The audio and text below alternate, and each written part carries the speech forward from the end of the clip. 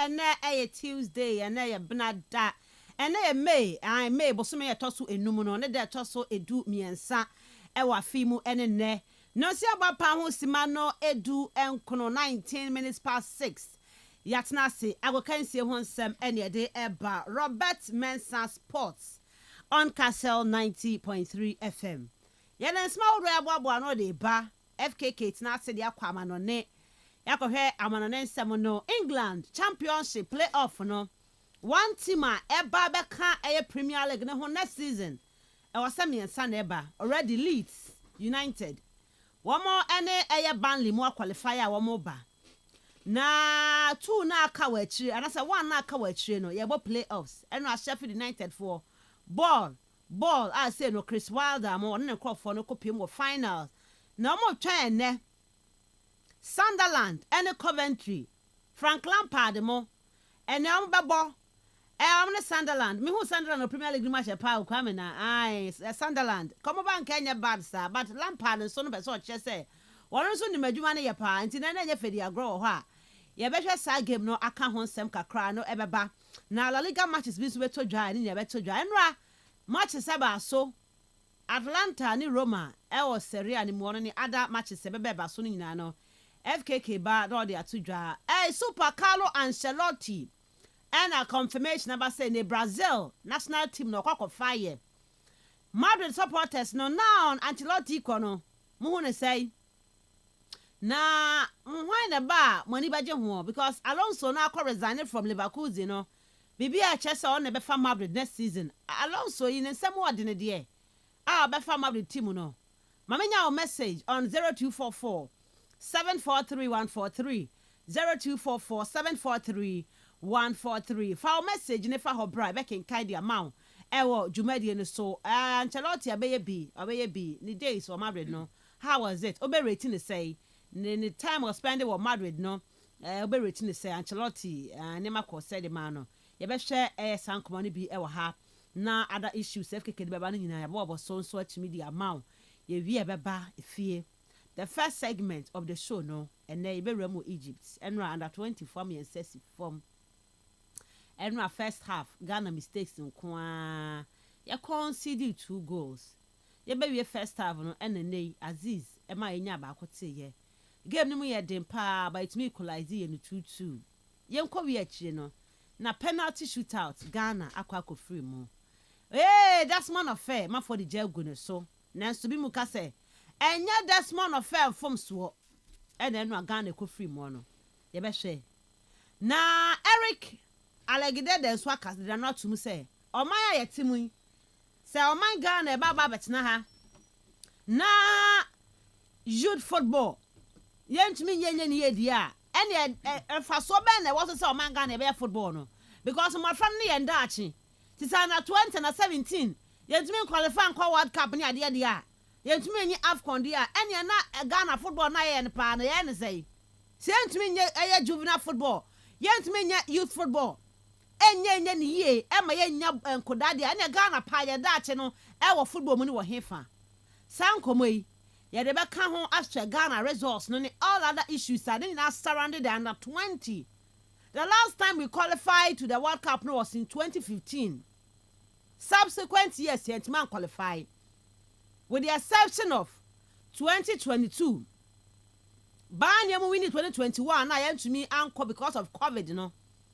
The rest ni na Ghana about 3-4 occasions yet me qualify for World Cup ni bi under 20. Me kai pa maybe a twam wo Ghana under 20 under 23 omo na ma Ghana minor ni gie ye kwa Argentina mo ni ade kwa omo no mo time ni different from here the ntini ye ade da no no mo ha ade atafia ade san omo a wo mo bo games no ba na ehwe match ni ehwe I remember a set of Bramo time na me wo oboase na ye commentary 4 a.m. Ghana and could not the energy on almost skillful, almost expressive, almost self. And then they ask us, a sham could only so see a force coaches to select players, so you don't know what is going on. Name cry bubble cry, just now cry the and car allowed a crown, one money ball no come. Name quite me mobile you. Mut me more.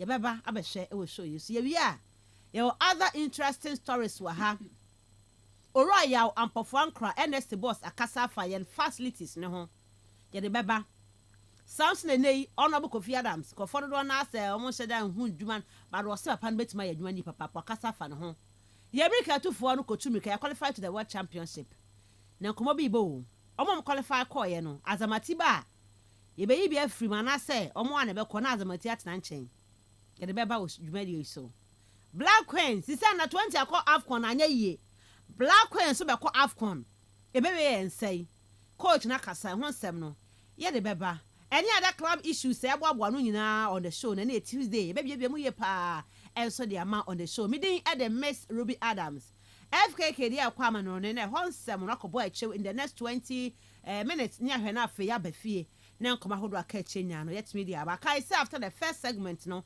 ye di under 20 ho komo no wi a e be bia phone lines no ni ase ache ya adwen dia fa under 20 a yentumi qualify for World Cup e dia na esi enkwan dia na hu ya ankoye with this under 20 ya present wo mo e wo eye the AFCON wa say this and many more ya boabo no mamenya o message on 0244 743 143 0244 743 143. The real sports is here. Neuer's caught in no man's land. It's Marley!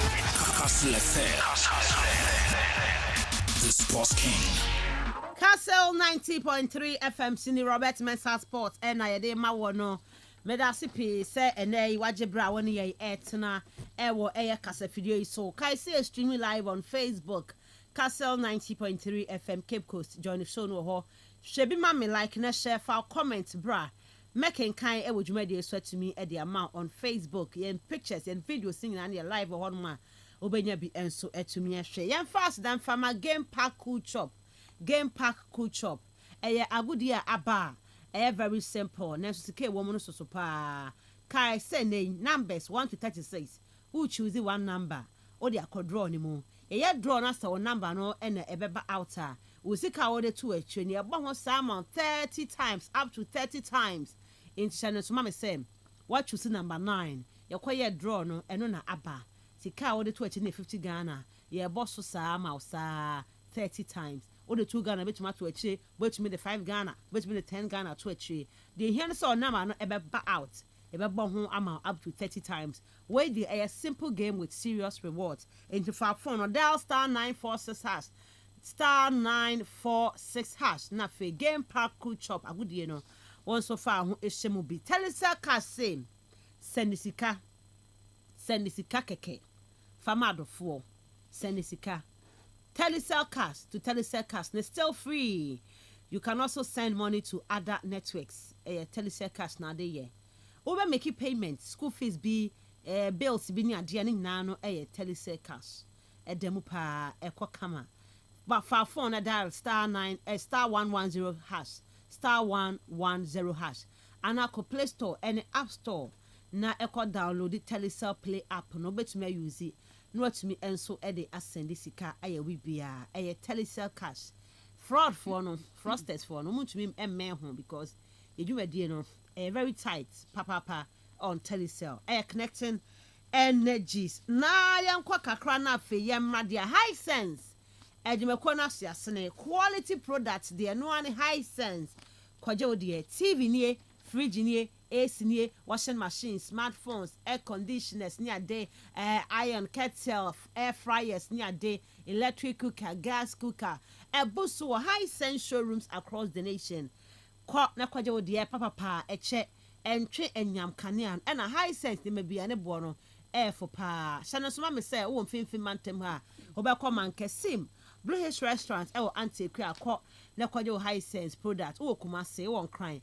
Takwa oboase kofodua sunyane techiman tamale na afi hohoi high sense ewo ho frɛ 0302 550000 0302 550000 high sense everyday prices for everyday people. Betway bet influencer de tienie obi a betway influencer ne bi de hia ne se wo ba hye bet no na ba cheche code na ma fofra kotwa bi code na wo nya wo hye bet ne baaye no fama nkrofo nkotwa bi omo champo no man dia wo anya osika wo ho de ten say sika omo de beto aya o bet na omo bet na chi no ye ma 4% wo ho enti woni mu nkofo wa hyehye bet ama omo ebi e de 10 cities 10 cities ato a chemo omo niska no ebi ye 100 ebi ye 850 ebi ye 200 500 o de mamu ko twa sika omo de ko twa bet no ye ma 4% wo ho bet ni mpo amba wadu sika ti me ma hyehye me bet me de 20 Ghana to achi me da mani pa be se 20 akwa kotwa ebi obi atwa 100 Ghana ye man 4% bet na mo ebe wi achi no ne manya more than 20 Ghana na me po me de to me de na chi no nti de na wo twen chesha bet no checha mo bia enkonkotwa bi bet influencer. This is exclusive to Betway. Terms and conditions apply. Betway for get way more. It's 30 minutes past 6 on Kastle 90.3 FM. Yeah, kwama no ni FKK Airborne. Semni nyinachi etu media maye. Maminya o message on 0244 743 143 0244 743 143. Enra Nigeria for 3 yem. On my Niger and at 20 qualify for World Cup review.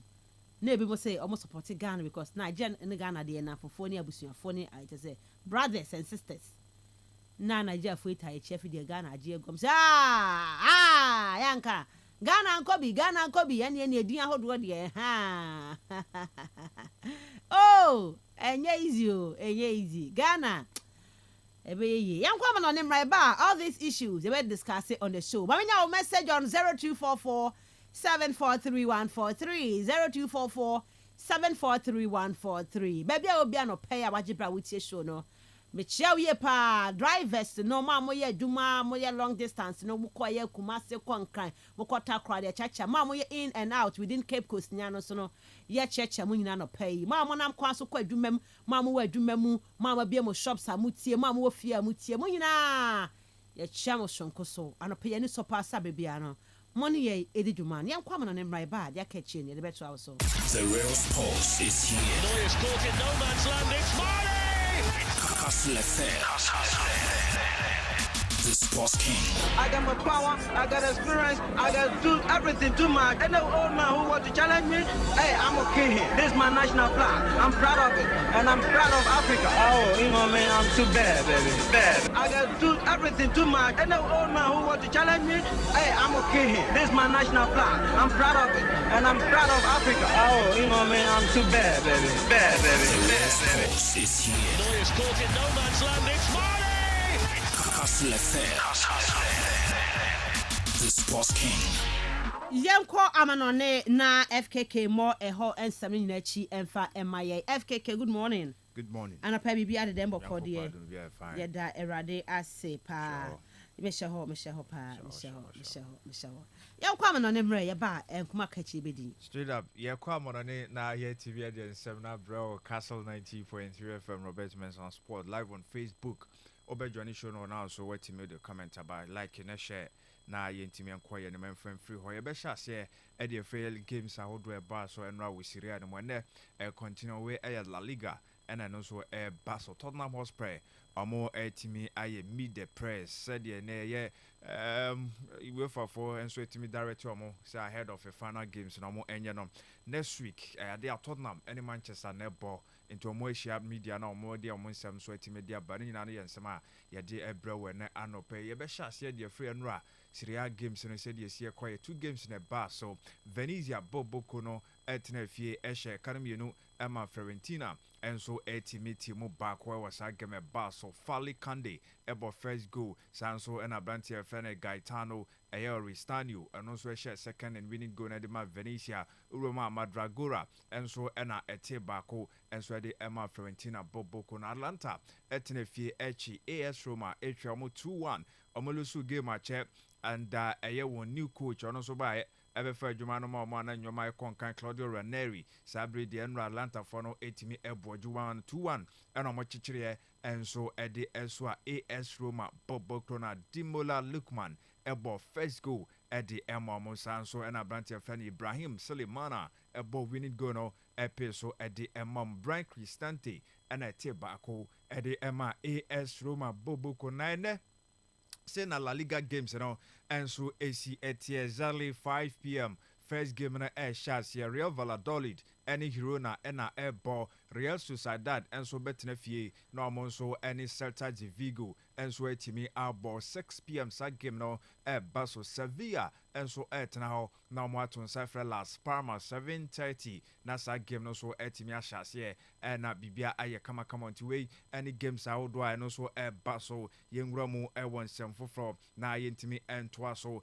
emfa emma wo transfers mu kakra Manchester City yeso ma target AC Milan wa midfielder Tijani Rangers sa Brantiano ne bono so mo ni oba behiem wo City mfimfio no ma ebetimi abo mu ye pa ma ne this season said omo bre no next season no Premiership no mo age Championship go mbekọ animu akwa GFA Cup games ni nyina no ombeji nyina account Tijani ba ebetimi abo me no ensem efri Man City fo so aso ye Bayern for last summer no mo twetwam ho Jonathan Tah so mo nkofa no emfani frɛ Leverkusen na Brantiano contract no IND ewo ye Leverkusen ti weekend yi oni ni coach Xabi Alonso mu nyina no farewell no kama omo etro ewo ho no ma Brantiano ye se Bayern sisi ade omo the official proposal e de akwa Brantiano se onhwe sisi ade obe free player into one share sika opesa oje na afi nyoma enkonkan so emfama no nti Bayern for no omo de sa proposal na kwa defender at the Leverkusen Sabrin contract na end no season no ekwa we pe free agent ne Bayern for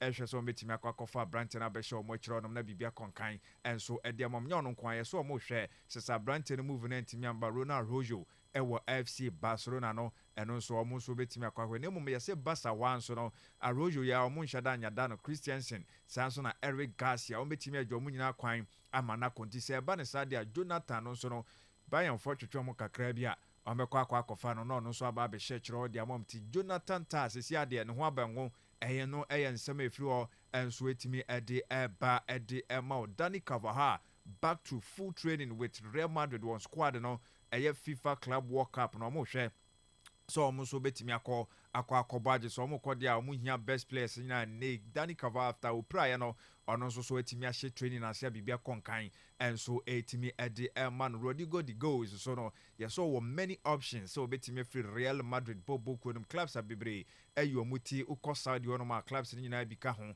so mo hwe sa Branton so one tran Europe a ombra no magisika pudu eno so options e wo ho enso ede ma Rodrigo de goals na yenko Xabi Alonso to Real Madrid no ni era no ahya asia ne sasanse enra Don Carlo Ancelotti Brazil Football Federation no enso confirming MI se papa no omone no assign di na se the officially Don Carlo Ancelotti ono na oye new coach enso edema Brazil national team no omo so the sansem na ba ko platform omo etimi a confirming di ato no kama nti say na esieti Ancelotti yeso ne be new head coach edema Brazil said the plan no esieti na confirmed say sanso na the staff members no decided document no na in place as Bromo hwe so no so Madrid for no be man that exit clause no now wasane awie na omo gya ne kwan enso amana kwhye so 1 year contract with Real Madrid boko nti nei on person me special farewell enso etimi de man no omo gya ne kwan kama hira kosa say onko so a legend of the club Real Madrid tisane wom into one ne other staff members no the technical team no ni nyina no ayade aye so omo hyehyɛ ni nyina dada de aka ene so best sign sa exit clause no now no so etimi akọ nti Ancelotti yes Brazil adwuma na be hyase May ya o hyase enso etimi edi amomo na fe June onim se on be busy pa wa hyase enso so ene omo AC games no enso ewo ho eno ye nsem efiri ho no eba ne no na de eba ne se Xabi Alonso ono so ne de in few weeks Ancelotti kope ono so beko na no so ne contract no document no egu ne table so dada say sabre ono so hwe so obetimi adko no akwakosa na mbra Ancelotti so mbeja ne kwama na free club no mu akopepepe no so the paper so the pen no esi so na wasane edi amamo na yebeba Xavi odi na say Xabi ho ne ababewe Hansi Flick so the eba ne say we agree in terms and personal terms ni bibia no for any contract extensions no any salary no increment no ebeba sanso na data Empo the contract no bend ni nyina no yɛse until June 2027 internet say 2 years and almost so ɛde ɛka ɛyɛ Hansi Flick won adwuma the first season wakɔ akɔbɔ ɛde ama ɛyɛ Barcelona Boboko no na we ɛyɛ 1 year extension so ɔkɔɛ no sign yɛ na the first ɛyɛ sign no na yɛ 2 years na 1 year there na ɛyɛ solid gyina so the other year no ɛno betimi atrigger wabra ne performance no ɛbɛkɔ soro ntia no and almost so etimi extend the amana sabre or continue with FC Barcelona until June 2027. No Hansi Flick on also the contract no ho ensem so yetimi edi Ancelotti ni sika no de tie 10 million euros no every year bia na say okay kan sika no boma every year bia obeje 10 million euros ewa Brazil Federation honom sanso na so timi boa na afi World Cup no almost etimi ko monim nom kokokoje 5 million euros eno bonus a ono so inside betimi aka wabra ode Brazil beko akoje 2026 World Cup in USA eka ho sanso na Canada ne Mexico mo ka bom na almost etimi a host no na Ancelotti wan so no yesi Casemiro onum say Brazil national team na omo yi ni concern free mu sanse dun baby na ne form no nye na almost wanyini ntie nei Ancelotti de wa nim kokrafo no pemo ntie wo hwa Casemiro or in the season here with Manchester United Europe and your gumna or situation no so a critic be. Yes, Ancelotti episode back to Brazil national team to na kasa dada say ne good relationship on any what be coach Real Madrid no or per se continue until back to the national team no fun experience no embra beboa finfin hon mo ne Neymar da Silva Junior and so akasa say World Cup na be si ye na akoni ye dia or said Neymar so back in ten on no so ahyase atwetwen komo so no so we say onye na adwene na afenhwe no ye sere be fit Ediama Brazil national team already Neymar are returning to the national team just that okonya injury enunti and last 2 games so mobile World Cup qualifiers no Neymar so entimi ambo binti Ancelotti o si otoa so e ho no yensama eno so efimo enso etimi dia ba na Xabi Alonso yeso oba na ohwese abante efa na Carreras no obeko akwa no Kekes so yeso ohwe sa branch no odino ebeba sanso na Theo Hernandez ono so left back ohwe so dia branch no so betimi aba behim na Real Madrid young players bia omo ekobubo loan aranti afan Gela oso obema na ba Rafa Marin enso ebeba back sanso na Alex Jimenez shano se Nico Paz so no eka ho bia we mu nyina Madrid players omo kobo loans ewa abontia ohwe se mrante ne beba no no aso so etimi assess omo surgery or say after weekend El Clasico ba so ema Barca for etimi ewini ye no or say game no de na no den na de ye no wanwa kra ne experience wa bebenya was Spain La Liga nim enkanka El Clasico games no o se enye se Barca for winia dominate o se de binye no na oka eno de wo ho o hwe se La Liga no betimi aje important na mom no experience wonya ewom no o se oye too emotional after El Clasico games na wono so wonya no and the feeling na wonya film no enya de a eda from kra no so Wesley Szczesny goalkeeper de ma Barcelona and so the Sansem no so etimi edi aba ewo yengromu na yentimi enhwe nsem no bi emfa emfri hanom Tottenham for said mekan no omo ahye preparations asanyame adoma next week and omo ekwa kobo omo efa na mekire Europa League no omo ne Manchester United and Elbon the Tottenham forum and Ashasye any media no so etimi akasa won coach e friend no Ange Postecoglou ono ekasa preparations omo ahead of that game no say ena okan found said the oboabo ne mbrante na na afi omo so etimi ayiro omo na fa na no omo akwa akobo ni ye. Like I said, it's been pretty busy, but there's also some planning that needs to happen and some practicalities around. A lot of it is just logistics and making sure that, particularly with the players, we give them the best preparation possible. So you've got to do a few things, pretty early on around logistics and making sure that everyone's organised. So that takes your mind to that final. But obviously, like I said, we had a game in between, so it's more been around the sort of practicalities of it than anything else. I'm sure you've spoken about it since, but seeing you in the dressing room afterwards, that sort of rare glimpse that we don't often get privy to, that gave us a sense of what you've been through to get here. And does that make it kind of even more special when you get to Bilbao? No, I think, I've said before, I think whenever you're sort of, irrespective of the circumstances, when you get to such a significant moment, I think there's always, an understanding of both on a personal level, but more importantly as a group, what we've had to overcome to get there. And I think every team's got their own story, and in those kind of moments, it's the emotion of it and how you've overcome the odds to get to where you are. Really important to recognise for the group, and I guess for myself individually. So I was really proud of the fact that against the backdrop of some real difficulties and some massive challenges, that the group still found a way to get to the final and give us an opportunity of something pretty special.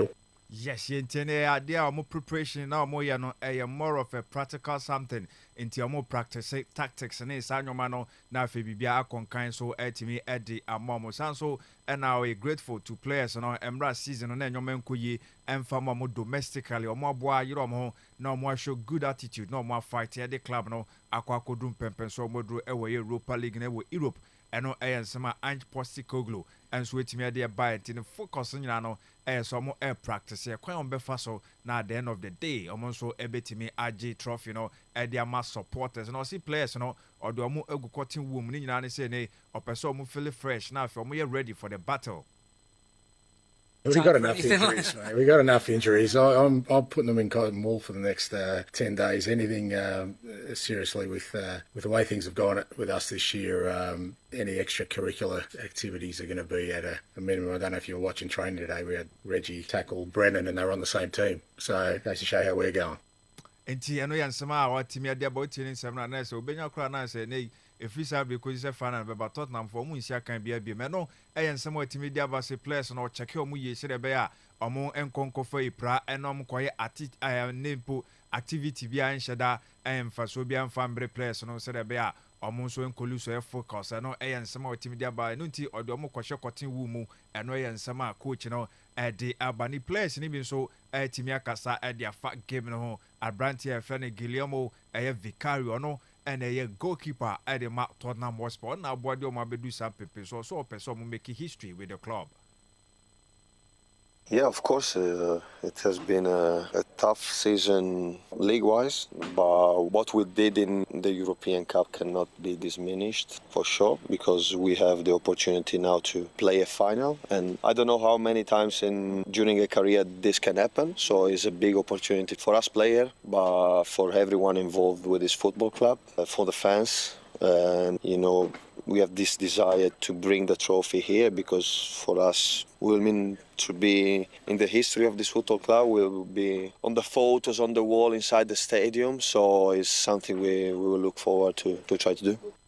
Enti amo epese after Europa League no mo no players no obedru Tottenham Hotspur one stadium o mo sini fe amo timi de bibia bi na ombedru one na players yi omo din bobbo ho Guillermo Vicario goalkeeper na Osheho na players no omo nyina din bobbo see that is the kind of history omo person omo write and so the Tottenham Hotspur competition there omo ni na mo akodu fan no also omo je na afi omo so ye trotro mu din gugu wo no ho eno ye nsema goalkeeper no so etime dia ba no wie ye no na ye Van de Ven ono so ye attacker the Emma Tottenham you bisa no build up no send a players no as we embrace how popo anase ne ahoboabo no say na esie komo popo anase eno no so cheche mu de mai.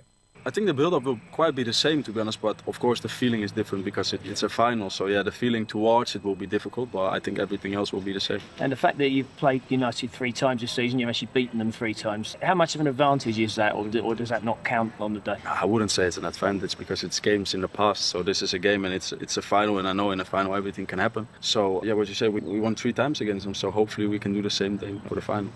Entiapa Omoni United about this season ni nyina mo no omunya the best over them na mom no ose no ade atwam we fana na eba so nti ogidie said omoye na atwam no eno betimi abo mo no mo so akwaje fana ni preparation build up no bibia kama bibia yo okay ahopopo bia ni wo so eno nsema Mickey Van de Ven ono so etimi ade eba ni obisa no se kachire trophy no mo betimi age na mo kwa akwaje de. Ricky, a massive game for Tottenham to look forward to and such a huge prize at the end. Yeah, massive game for the club, for the fans, for us. Yeah, we say we're one game away from the trophy. How easy is it to play the match rather than the whole sort of situation? Because getting to finals, you've done so well to get there, but now you've got to obviously do the biggest thing and win it. Of course, we played unbelievable games to reach the final. We did really well to reach the final. But what you say, yeah, it's one game away from the trophy, and you also want to win the trophy at the end, because I would say you had an unbelievable, imagine you have an unbelievable, but you lose the final. No one is going to talk about how you reach the final. So, yeah, of course, we want to win it, and it's going to be difficult, but we're going to do everything for it. Can you do it? Yeah, we can do it. Yes, until mu ebetimi aye omo pass through omo ne nanamu a omo abo league phase omo akwa kodo knockout stage omo pass through edu final there na chese omo entimi NJ tiano center back, especially left back ode no to a utimi ebo push no konfinfi onom so a utimi ebo o kasa onko attack wo wing won so a ni nyina no Abrantia fan Mickey van der Ven obetimi aye edi ama ono edi sansem no so etimi dia boy Dutch international si akadema Tottenham wabo mo akodu Europa League final no edi sansem no so etimi aba so mo ko no mo akwaje trophy no enso na bibia ye kama so etimi dia mo on other stories ubramu a de tie ene say nei Nuno Espirito Santo weekend ensem dia na se pressure eda no so ye papa no ankasa ne boss Marinakis eburu a pitch so after a game ma no kochechere na adwen kakra enso etimi ede efa ho na manfo akasa dia fa saa ensem no ye beko na ya hwe se de nei Simon Jordan ekasa ede fa ho se nei ona no wabo adwuma nti se de Gary Neville ene Jamie Carragher mo church omadwe kache coach Nuno Espirito Santo se onko resign no oso no omo enya adwo no ankasa eyisu worse bi ede momo yentie se de Simon echirechire mu ede efa ye Marinakis ni situation ene ekwan of so TC pitch ne so ene ni coach ekoyi.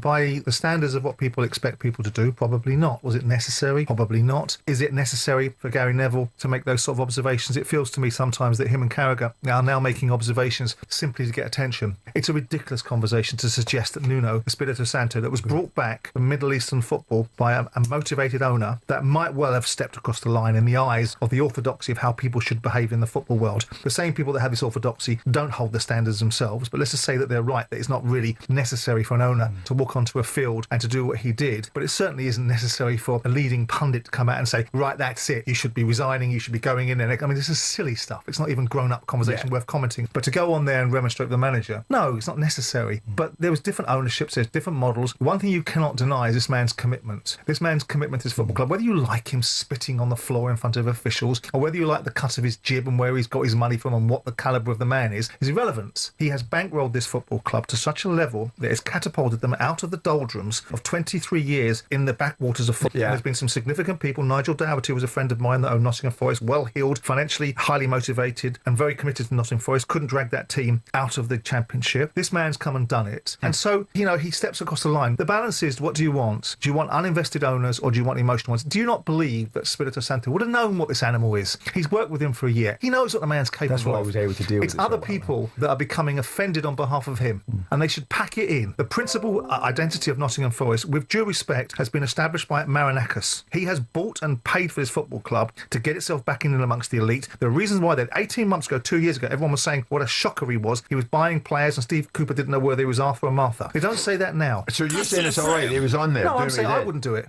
Nti ono a nka onye ono aye onada Simon Jordan and this answer never say bi ono a onsi pitch no so any coach no enkoko yi ke bia after game no dag out wana nchenchen ho na otwe no aben no oni no etimi edi nkomo na ono de oni omo so mo criticize Marinakis no so enshada anyadwen so do bom ni Gary Neville and Jamie Carragher say they should know better say papa oba ya wabo adwuma papa Nottingham Forest team no na enye ono a na buy odi onu sika ekokotoye and ojo mo fi championship about 2017 about mo gina mu a e be do some purpose so nti wabo team no ka auto players e de gugugum a ni nyina no nyoma konkan nti so tinchen na so osusu senka ni team na qualify for Champions League na last game so mo bo nyoma enkoyi a and Bubefo nipa into Cobanesa or some Munyabo the man and Samuel Jordan so the Sansam na bad. He said Omokachi coach, say encore now Uncle Country and boss, say or Corizano or so Jindi said no Espirito Santo Nimno obetimi ISA or Tipapana say on a Juma for about 1 year ni into him said you see at him said in a buffo a city and TNA assembly or this Sansam so timid but Darren Bent and so any and Andy Goldstein or more and so etimia Giwe at the for Manchester United or say Darren Bent say Manchester United when deserve say Europa near Momokobo Champions League. Club or finishes 16 and 17 there. Also, any size of Champions League. There's no on the planet a team from 16th or 17th should be in the Champions League next year. Well, that's a farce. That's the question. That's the biggest farce ever. That's the question. Talk about the brand, people, and that's why I was thinking this earlier on the way in. Right, change the name to the European Cup again. It cannot be the Champions League. I agree with you. There's nowhere on the planet you can have teams finishing 17th and 16th. Yeah, I agree with that. And finishing in the and calling it the Champions League. I agree with you. Imagine if Man United win Europa League and we spend like $500 million or whatever, and we go on to win the Champions League. That won't happen, but just imagine we finished 16th the year before. To start it off. It does make a mockery of it. Honestly, and that's why you might as well change it, European Cup. I agree with that. There is nowhere in the planet a team that's lost 17 games in the league and 20 games in the league. Tottenham have lost 20 league games this season. How can that be allowed? Like they are effectively the two worst teams left in the Premier League because the other three are relegated. That's right. Where's the self-pride? There's a time Manchester United would have never allowed Man United 16th. If Man United finish 16th and win the Europa League, European silverware, and get Champions League football, great season. Just funny, right? This made me quite laugh this morning, right? So Everton are 13th, change their manager. Wolves 14th, change their manager. West Ham 15th, change their manager. So what's going to happen with your Southampton, change their manager. Leicester, change manager. Honestly, Leicester went down. No, that's my point. They were struggling. But one of those two teams, factually, will win it. I think if Man United don't win that, he's got to go. He's got to go. If you don't win it, if you look, I think you probably will win it. Imagine if you don't win it, your season goes from brilliant, we're back in the Champions League, to the worst season in your club. Yeah, worst in the Premier League season. By some distance, by the way. Yes, but that's the problem with the competition, right? Yeah. If all of a sudden you start progressing, I don't blame Man United for that. Right, okay. But there's no one on the planet you can call it the Champions League. No, I agree with that. If you're finishing 16th and 17th. I agree with that. It does make a mockery of it, right? Yeah.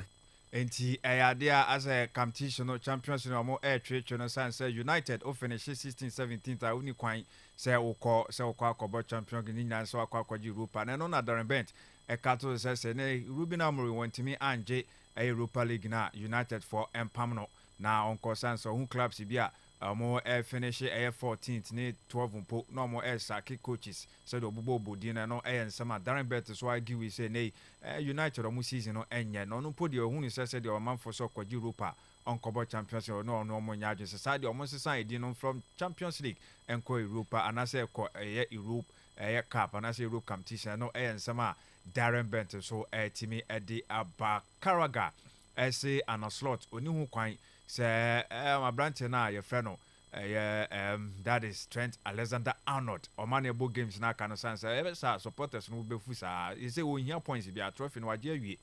He doesn't have to get result right now. The title's won. What I would say is I think a little bit like me, I think the manager would have been a little bit shocked by how vociferous it was. I think you can expect frustration, a little bit of disappointment. I think the best thing Liverpool supporters can do if Trent Alexander-Arnold does play another game for Liverpool, because I still think that's up in the air, that might be his last performance. And that might actually be the right thing, because Liverpool don't need a circus between now and the end of the season. This is the story of the game now. But if you're frustrated with Trent, sing Conor Bradley's name, sing Steven Gerrard's name, as was just mentioned in the interview. Don't boo a player, because it just leaves you open to criticism from everybody up and down the land about Liverpool supporters. When you're actually seeing the scenes here 2 weeks ago, you've probably never seen scenes anywhere in the country like that from when a team win the title. That's what Liverpool supporters in my mind are about. That wasn't representative of them, and I don't like to think of them as like that, but it was a fact. It happened tonight. So I think if Trent does continue to play, and that's also something the manager's got to think about, because he doesn't need this circus or this talk about Trent. He's moving on. He's left the football Does he not club. deserve that moment, though? Certainly on the last day here, to be part of... Enti ano yan sama Jamie Carragher dia ba say the coach and after a weekend game no be kan no money Arsenal game no ekoye say ne trend so hia no so man no no be win game a or the be ball say hu hia so a o man no emboy no na Carragher is there be ontwa so wa championship no wa je wi enti de be mbiem o man intran change say be supporters no amon konko ha dwene emfa ni din clubs and as players for din enkonko huru omo na nyoma enkonko say Carragher na this answer na ba say abrante na na twusi e so be konti sadia ono ankasa ensafa ni fate eno yan sama otimi dia by the way sorry Jose Mourinho say ono otimi true coin na ono so e dia selecting the players e wo ba bi o wo sesi a I have 25 coins. I threw the coins to the air. The ones that stay on the table are the players that play. The ones that go on the floor, they go on the bench. I do it just like this. During the week, I'm having fun. I go to nightclubs every day in Istanbul, everywhere. And then when it's to choose the team, I threw the coins with the players' faces. The 11 that stay on the table are the 11 that play. It's simple. And you throw coins on any players no Asia, na say omo ebi at table so anaso omo table ho one no na omo nyina no omo te ho sanso na ebi nso ebetena form ti to coin na wo a obeka o table no ho no 11 na obeka no mo na the next game mo kwa akobo enti Jose Mourinho ono no so de sanse no aba betwi me ho no me de sanse nyina team from on Diablo on Kastle 90.3 FM. The real sports is here. Neuer's caught in no man's land. It's Marley! Kastle FM. The sports king. The real sports is here. Neuer's caught in no man's land. It's Marley! Kastle FM. The sports king. Kastle 90.3 FM Sini Robert Mensah Sports and Iade someone. We are live on Facebook and none pay. Yes, to me live on Facebook. Kastle 90.3 FM Cape Coast. Join the show no Facebook like and share file comments bra. Ebe ken kan nyina ede ama. Mama nya o message on 0244 743 143 0244 743 143. File message no efa ho bra. Na men ken kan e wo show no so into me efa ema. Ye be din come with the first segment of the show. Ye be rem wo the under 20 AFCON no say e wo eye Egypt. Se wona Ghana kopie mu a anko ya ma ye ne yantumi an qualify anko the next stage enu nti eche se World Cup no nya de Ghana ye be ko bie enra man Naija ya yanko for nketo Nigeria se nkoda yi ye adwuma no a anti se tumi se o ma qualify a World Cup no mu ko bie o mu di Cambodia Ghana te ban sana se o mu se Ghana for ye nuanu mu nteta machi mu miama ho ye hu yan se tu go su Ghana tene mu atese mistakes in na nkuda ye e wo game mu a entumi amo ama Ghana yantumi an qualify anko World Cup no bie na ekoba ne sa no penfo do na ache o madwen e de afa we beba so na afia ba be hwese de penfo do na no e che o madwen e de afa ho na emom no Ghana said they say ye World Cup no ho sem no etie de maye no enso enie the last time I call World Cup no be was in 2015. You call a round of 16 and ye free moon. 2017 you qualify. 2019 you qualify. 2021 banya mokwaje AFCON no because of COVID inti yanko. Enti ene den ke call ye pa ba yanko. And afin so yantumi qualify. Enti sempi ene de ma Ghana. And Ghana performance no hu ne say. Ghana game no hu ne say. Ye baba aba beka ho asem coach Nana Joe Adakwa wakasa e de afa hu ye papa chemu say enra abo no esi ye no de coach no oye ne nyema nyina se da waso oye ne pepepe ne so bia be hu no say players no e na omo so no communication no to me ankoye amfa ama wo mo a e ma ekofa eye enkugo no e de ba yetime mo bia dina baby na omo eye coach eye Desmond Fayachi because papa na adwuma why ne de mafamu de bia miscommunication na kofa eye ntodie no ekoba ye yenti enkomo enei Epiphany Warriors enei Black Maidens yen head coach Nana Joe Adakwa wono na former coach edema eye team ani din ede ampem da ko ladies senior wakan ye enso ede fa eye no Ghana game a your boy, yeah, and to me, I feel qualified to the World Cup. No be. My friend, I know much of him. My boy, yeah. Middle train here, Omo, Pedri, Anna, the young. That Omo Quataka, they all join. Oh, and see, people's transformation. That doesn't mean so we hear goes. But the mentality of the players on the field sometimes, and so. That's why the first goal almost against here. The communication between the defender and the goalkeeper.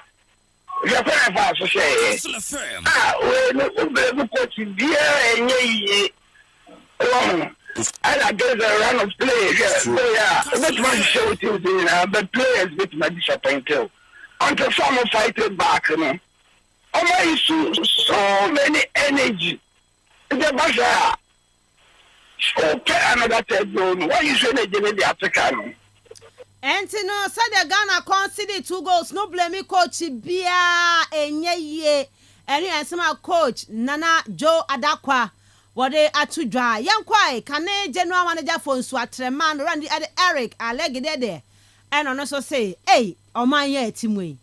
Now, on to me, youth football. On to me, juvenile football. And ya league game yo. Yan league ya mui. What is the baby mugu kroma? Yan to me, ya local based players. We are not 20 to play for Ghana on this continent. Yes, World Cup, Africa Cup, yeah. And to me for Ghana and qualify for World Cup, yeah. And football now, Osman Motiana, Mosemo, now on a year, friends, what tabel, but take a brow or more. Dem crowd co training, more than crowd co training, mom do de guaboya mugu, or mom do de gu praga mugu.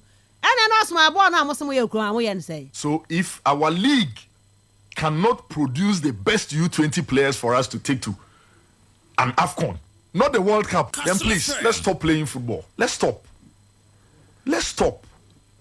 When his other defensive partner was closing in on the player from the left, instead of him to go to the right to clip the heels of the player. A player who has been with the U20 for this is his 4th time. 4th time. Why? Is he the only player who can play in the U20? Whose player is he? And this is Osman, Ebeyi, Ano, Eddie Amaye. Why player no? Eronesel. Mesa Dami Bonidini. Well, boy, U20 now, Bob, just say. I say, whose player is he? Hey, Osman, whose player is he? Do you know the person? Mr. What do football? You know, Eronesel.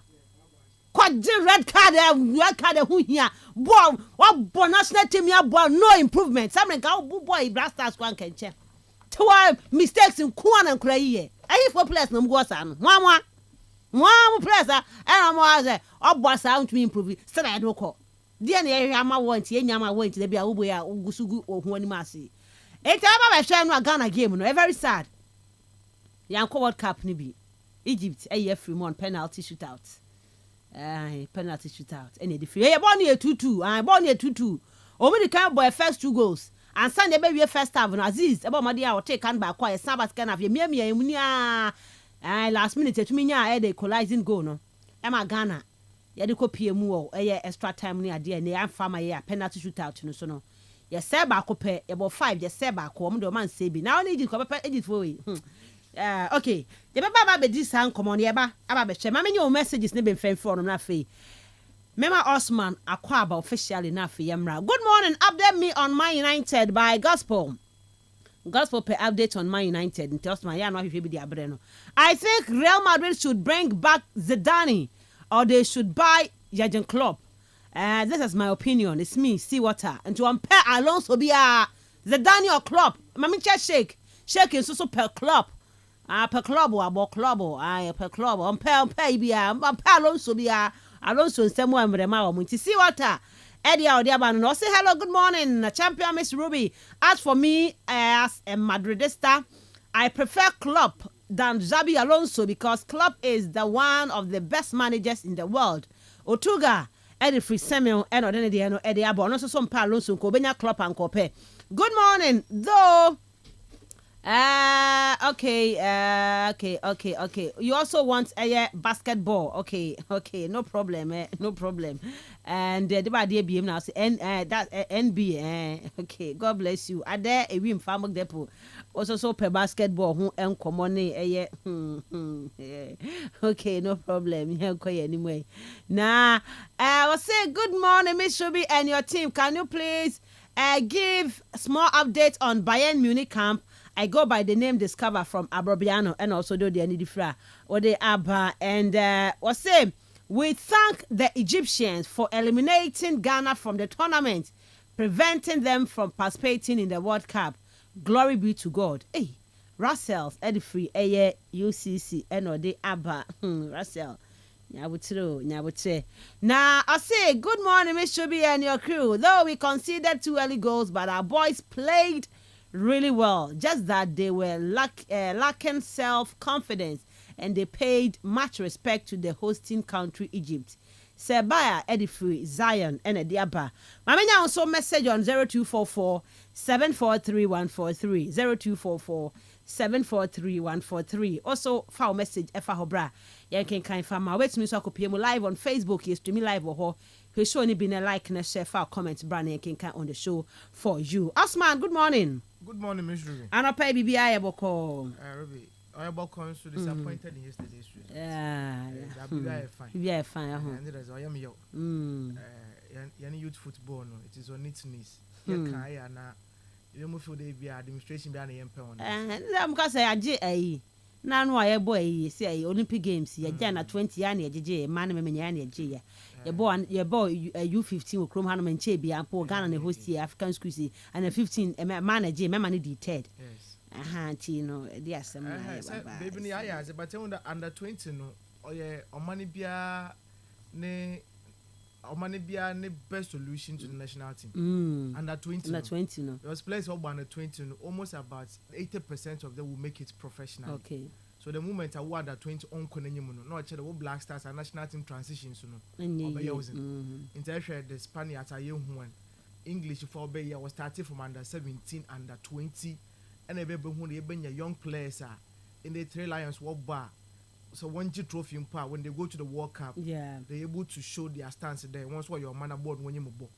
When it comes to the Euros and then so back to back finals, you know, they've been there. Urban Nations League now, you find them over there. Or your progression I go to Moya okay could do that stages, you know. Look at the Spaniards, you know. The Germans and even the Brazilians, you know. You still find crop of players and one under 20s where you wanna wasn't one to call. Even Ghana, our best transitioner in recent times, it was in 2009, 2010, 2011. Or under 20 players, and you push one question. The Blasters cinema somewhere around 2013, 14, 15. No, you want the national team. No, in the absence of Asamoah Gyan, in the absence of Michael Essien, Sule Muntari, you have been place where what deep times was about those players now. Yeah. One brave band, go to more boy. So the movement wasn't on to 1 year, and you have a big challenge. And that is what we are saying. Question, tournament. It be a question we. Players here's one tournament. Whether the best players are ever could come out number one. I mean, these are some of the issues, you know. But yeah, I bet share. Now me share FKK. Now me share the under 21 team. No, so that now can about progression. I don't even see some of them in the under 23 because 2021. I know you really need the AFCON. No? Yes. So how many years now? 4 years. Yeah. So Kanya Bianca Baku be cry active in our Black Stars. I was going through the squad. I'm the banner. I'm the call. You know. Okay, Joseph Fobans. Yes. Striker. No. Yes. I know any precious boy. I'm aware him. No. Uze Al Hassan. Okay, Uze. Yes. Okay, Uze. Defender. Center back. No. Na Emmanuel Ajimanduya. No, so you center air forward. Na you Samuel Ashikwe. Okay, Abe Ashikwe for no Olympics for no. That guy no. Or hefa it's a friend say it's a how Krobaka say bia or call be a nadie or ye integral member for the Black Stars dan lad and come home Samuel Abenyega Eric Apia Kubi Ofori Makati Ivan Mensah Patrick Mensah Mohammed Suleimana Efriye Banie Precious Boa Samson Japan so kai Samson Japan down at 21 Emmanuel Esiam all this and nim kujomu nyina ka by now no as a Nathaniel J enya call up to the Black Stars recently onya one be by but I should anya yi biasa Philemon Bafo omo now Ofori Makati Martin is in bio so it means he was part of the last team no Ofori Makati no I captain no so you can clearly see say progressing no I very difficult that the amount my Ghana will come hanum say but ya baba be kan e ho sem no hanum say ye nim common ma menya message on 0244 743 143 0244 743 143 na ye hwese de tie under 20 and me an qualify Osman my ni ho komo Mr. Mamanda sanopa we na yemfa enchie ne bi yemfa ma ye na etifo no nyahwefo no nyina na yanguri ende wona aseda bibia waka ye ho show we oil number 1 in the region anapa we sudama de bia ye no we stream live on Facebook into no baby will be an wa share wotum na akọ Facebook na akọ join the show no e wona akọ ebenya videos ni bi na ahwe ebenya pictures na za yes dwumezi no so etum na e follow conversations no ma wa so etum na wa yo denti e ko Facebook a wo search box no but Kastle 90.3 keep quiz e bo shema like page no na a share na mo no so bebi no so wonya bi na wa hwe na Facebook comment no so ombra na ye ma show no onye very interactive honom. And then the 21 exit from the U20 tournament of Kodo Egypt, Ruby for me now a bit surprising one. And then in fact, when you are in I am the crap because now you're going into the game, no confidence in was sure. The is not as in the crampon, which I knew the game no bears and another no. But in Kayebe, no, whether extra time on, whether penalties or the regulation time on. Now I was going to expect today. Kayebe, we end down a paper basis. Not Chadanka Ghana Yakakwe victorious in the game of Honum. But unfortunately, you whom in Yama Kodu in the game. No. That would be personally for me, that I may say first half. No. It's later, because second half in the way. No many opportunity, I share first half in the view. The kind of goals I consider that no.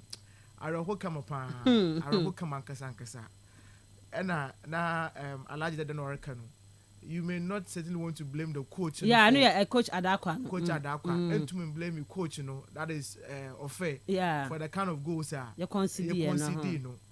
But coordination, communication, compactness. I don't know the hallmark of your defensive mentality. Center backs no, and the back line phone in no. Anytime they are open, especially with the goalkeeper. Now. Maybe so for McCarthy now someone I didn't know the 3 JC captain of the team. Aye, captain my first half. You need free more crying at the YouTube. Oh, now me no cap TV or YouTube. I just go and read the comments. Me post it become poor me start. Onyazi. Not annual game nko a. When I am the captain of team nimo sa no. And I watch anything. I will. Oh yeah one. The land of possibilities. BBI possible yonkum hadi. But then I feel there, the first goal na you concede no. It's a central defender. Na say a guide the baller with the principle the goalkeeper will play na say oreba. So keeper no put up will be you make sure there who player now of which na you are defending against you know. And that my body check on another my body near Cassia. A preventing there, me on bend goalkeeper no. So that in any occasion be a keeper number fan will be no. I will center back no. Even the first choice option ever make it clearance either the ball in the corner and also that ball to throw a but the time why more keep on the bend yes it's your coin as an answer because Ruby why guide the ball now chill ball no minimum no cover down simple quite yet I'm a mistake now ball went to me one chill no it's a one for McCarthy no should have been the best player about to know we make that clearance no but unfortunately what to my show when my brain take fee for you about connected ball to the back of the net you consider your first goal no honum. First, Mr. Casey, Yabajatum. Second goal no subiu. Almost about 3 players from the Ghana free and defensive setup including this same for McCarthy and Onye La Costa Entrimo. This were the same players why you pay Basa? Maybe I did football ball was if he was a bay. Not just one player. Now what time I bought to for 115. Bonus on your the form upon academia or Miss when you want the film. One of his soon or about. But yes, the 3 players, including the goalkeeper, went to man protect ma. Nkofun be banya na go be share hono. Me feel 2 goals ni nyina no. And the center back in defensive setup no. And our man nkofun go to na won saka en hono. Now that was the day ananka mekananka bright tower for no ye Gideos Esiaku no. This was the game o chira nke tum na eyi wo hu. This was the day a penalty was actually there. And you born na dem goalkeeper na da. Nti so wo defender say your mistake mpa one kasa so as a goalkeeper no. All the baby some sort of safety be aba here no more be abo bowsing. It's a Champions League might be the highest comparison at my year. But I should be while I share between FC Barcelona and then Inter Milan. Yan so much more year honum. So Yana Kebian can it consider by 6 goals of honum. Arsenal versus PSG. She don't know my honum. This is under 20 your age mate anyone rebo. In the Sanimon Quay, you expected the goalkeeper was able to make you wanted the young central defenders no. In fact, young backline and Casano. Including the goalkeeper, no conscient the game no honum. But fast forward, first half we were but so I call honum Aziz Isa. Eating food one goalkeeper and some we wonder that kaka. Because other baby no, not very sure. Aziz Isa go no share for instance. There was no deflection. There was no deflection. Keep on the minimum down. Yeah, funny keeper no. Yeah. So quite mistake. 3 goals over in the first half. Mistakes. No mistakes. So about some of the 2 sides in the but be second half from any opportunity to me share no. Second half, yeah, Ben, I got to check the intent today. We really wanted to get the answer corner. Now you force the game into me and win or honor. But I want to maybe some more question. We dominated in terms of possession, right from the blast of the whistle in the second half to the final whistle. Referee boy no, you dominated attack upon attack. But maybe someone that the end attacking third no, not the potency in Ruby, not what him fan.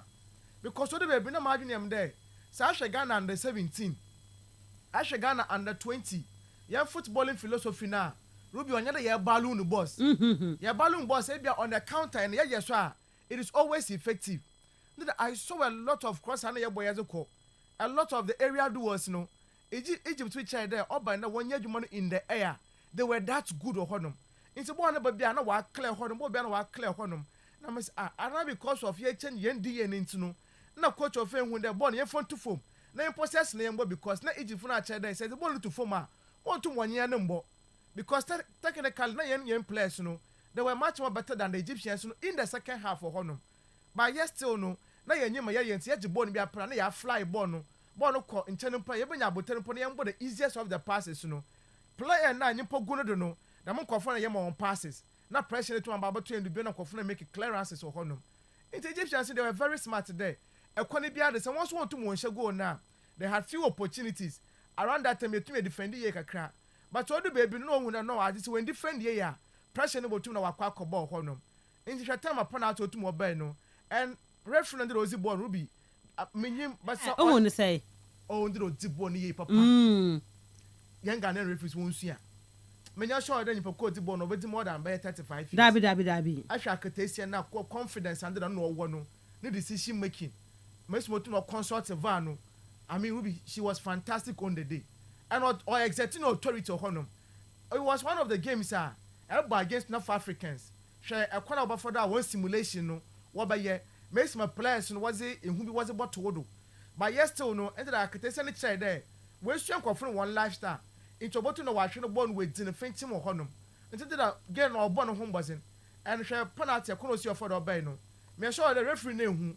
But Van or two more friend then one could check and it was a clear penalty. Yeah. Tackle no bay, nananka ball. None Kayan player. Yeah.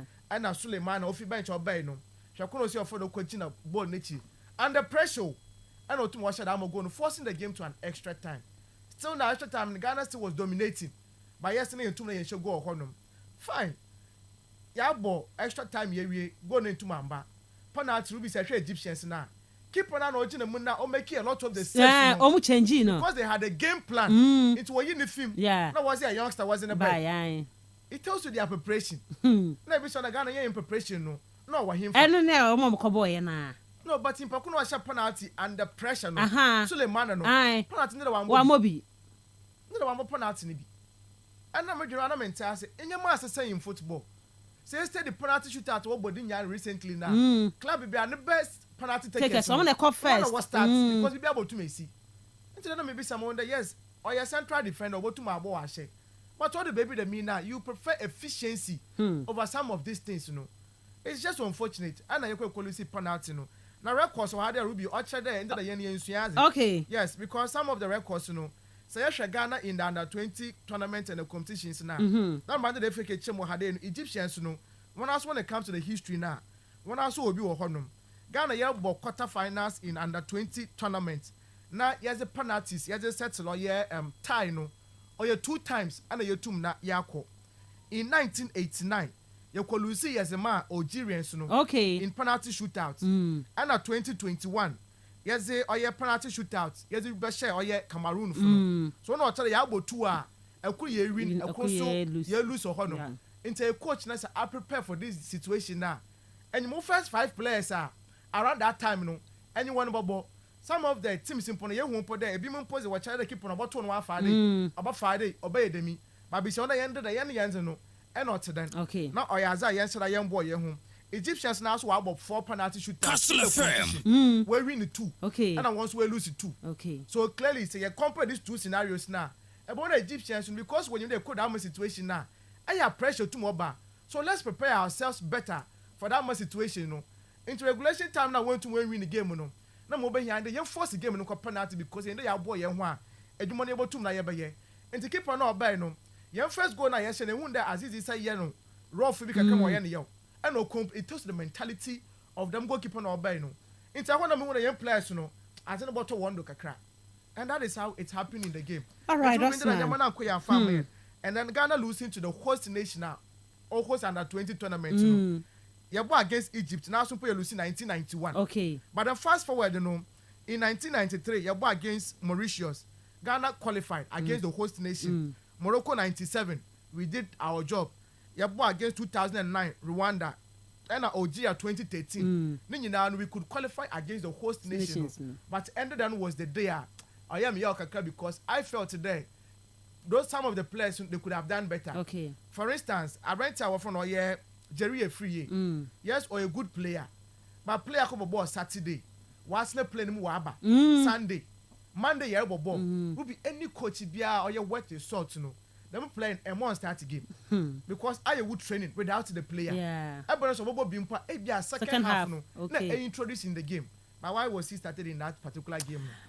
Okay, Osman Davenga, me da say Ghana ntimi qualify and World Cup ni bi areho and now Osman a che na adwen dia fa ho no mama FKK mremo wi a be phone lines na tum na fe so be che wa adwen dia fa ana 20 eno ye game ye boy ne ye ntimi afa qualify anko World Cup no ebi FKK yankwa no coach do adakwa sema ye ntimi blame because of the goals that we consider nye coach ne form so ne ade Ghana ebi aba be do ni o say ye be fie yeah. Not that quite a coach. It's a very difficult, so be blame me. Colleague, very difficult. But we know now you follow game, no now you share. Ube free Ghana your preparation. I think it's the way be one of the best, if not the best, in terms of year time. Coach, yeah, mouth the ope. Say one kasa fire juma influence their member in terms of player selection. Ubisa no abeka so no an excellent comfort alleged dead and so etimia raise concerns bi o tini nyina ya de account but fair free preparation of freeway no normal campaign now I Black Stars duty or no akọ no aba enti we no a said the case obi atete obi players you no na atete omo dodo na no aba be 70% or so of this team there. No and or no more juma free baby abesi baby or no more competitions bebre and or no more saba baby shame wanti upanda 20 coaching sat down so coaching nim players no na coaching so nya mre bebre dia any players na ye juma from some period of time that's more fair any team ya under 20 and for me onim team ni ye and also who team any weaknesses no ni more strength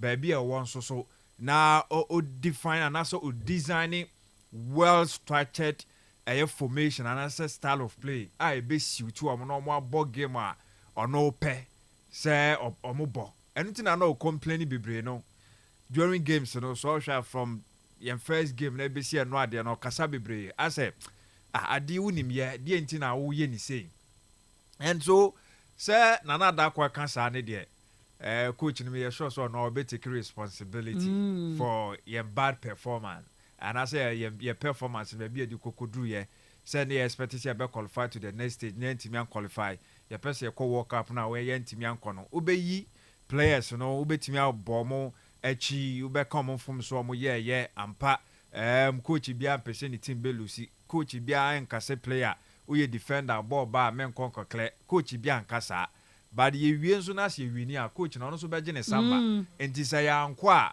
how do you come and tell me say coach no ye me amfa ne enka conversation ho na ye nyi players no nko ansi woni enti omuti I believe say Osman kan say Egyptians no munim de omo person mo ye no more game plan ye game plan na we dey game plan one the design captain in a bit coach goalkeeper no me amete ye wa enti we dey yi coach ni film enti o kan ho hyem bi tim ye sure so no ankasa obeje mfumso ba ku mienu miensa bi atum se enyoma bi wo ha we nya no right e bia ye ha wa nanka wo se ye game no ye structure ni ye shas ya na se team bia opponent bia ni game a person ne bo and who share group stage na ba na omo ani omo share ni nyina ye tuntumfo ya te se ya ti e ba na hoɔden na omo de be hyiaw by Egyptians omo fa saa de ne mba omo emre kakra enti wo saa de no nyina wo disposer e ba bo ne bo a oni bo kyan omo wo hwɛ Egyptfo ni anu omo hia in fact omo ankasa platforms bia na me follow e commentary ni bi eno hwɛ no more can say the Senegal for no safa sa a backlash no from more country people no Egypt for no so who say this is one of worst ebia team almost so producing in terms of quality no mo shada en show bia ehu bia be ka Ghana for 8 and show yen and I say be invite to into the game per your mix 6 into share the first goal na kwan fast so buy a long ball second goal na long ball enti omo hu ye defenders no defense no hwan e na hihye omo enye coach na ye dey yi coach free dia na coaches ni be sometimes omo enye critical of themselves omo njimfum so bi anti entum omo ntenase na omo reflect e wo mo ankasa ho e bia mo ba bonti aba be kan na edin but ye hu coaches akase no mpo en prebebre how many times na Pep Guardiola on accept say ye nyina nim say players yi na omo decision making ni omo Bernardo Silva ball tantan bi a obo Kevin De Bruyne ono so ba sometimes until said the last April no koba no obeyi ni hu ye ba for the most part of the season for Kevin De Bruyne na enko ye mfa ma no Korea City defenders yi de no omo ye Ederson becha ba hwemfo so ano no so ye hwa attackers Ali Haaland eche kramp no be hye goals to ni goals no na mba no bobotugu okogina penalty achi no about to actually before they know what individually as players no and also collectively na emfa where a team no magigi Premier League Champions League omo but this season enko ye no coach ne baba be ka say me jim from zone tum e bia by way of players bia na say kam kofo omo players bia na ni say me mo mutimi omo de say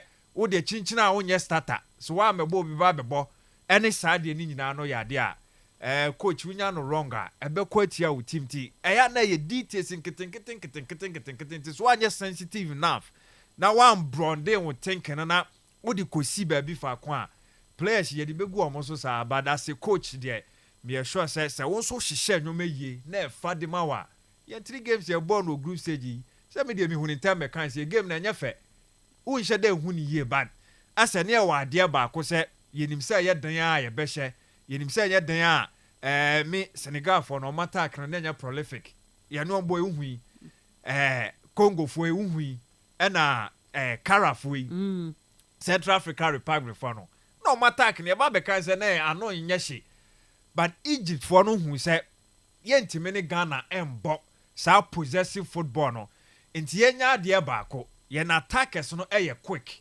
enti ye nya ball na enti first goal no goalkeeper na chi ye na o ball long ball near Ghana with 2 defenders.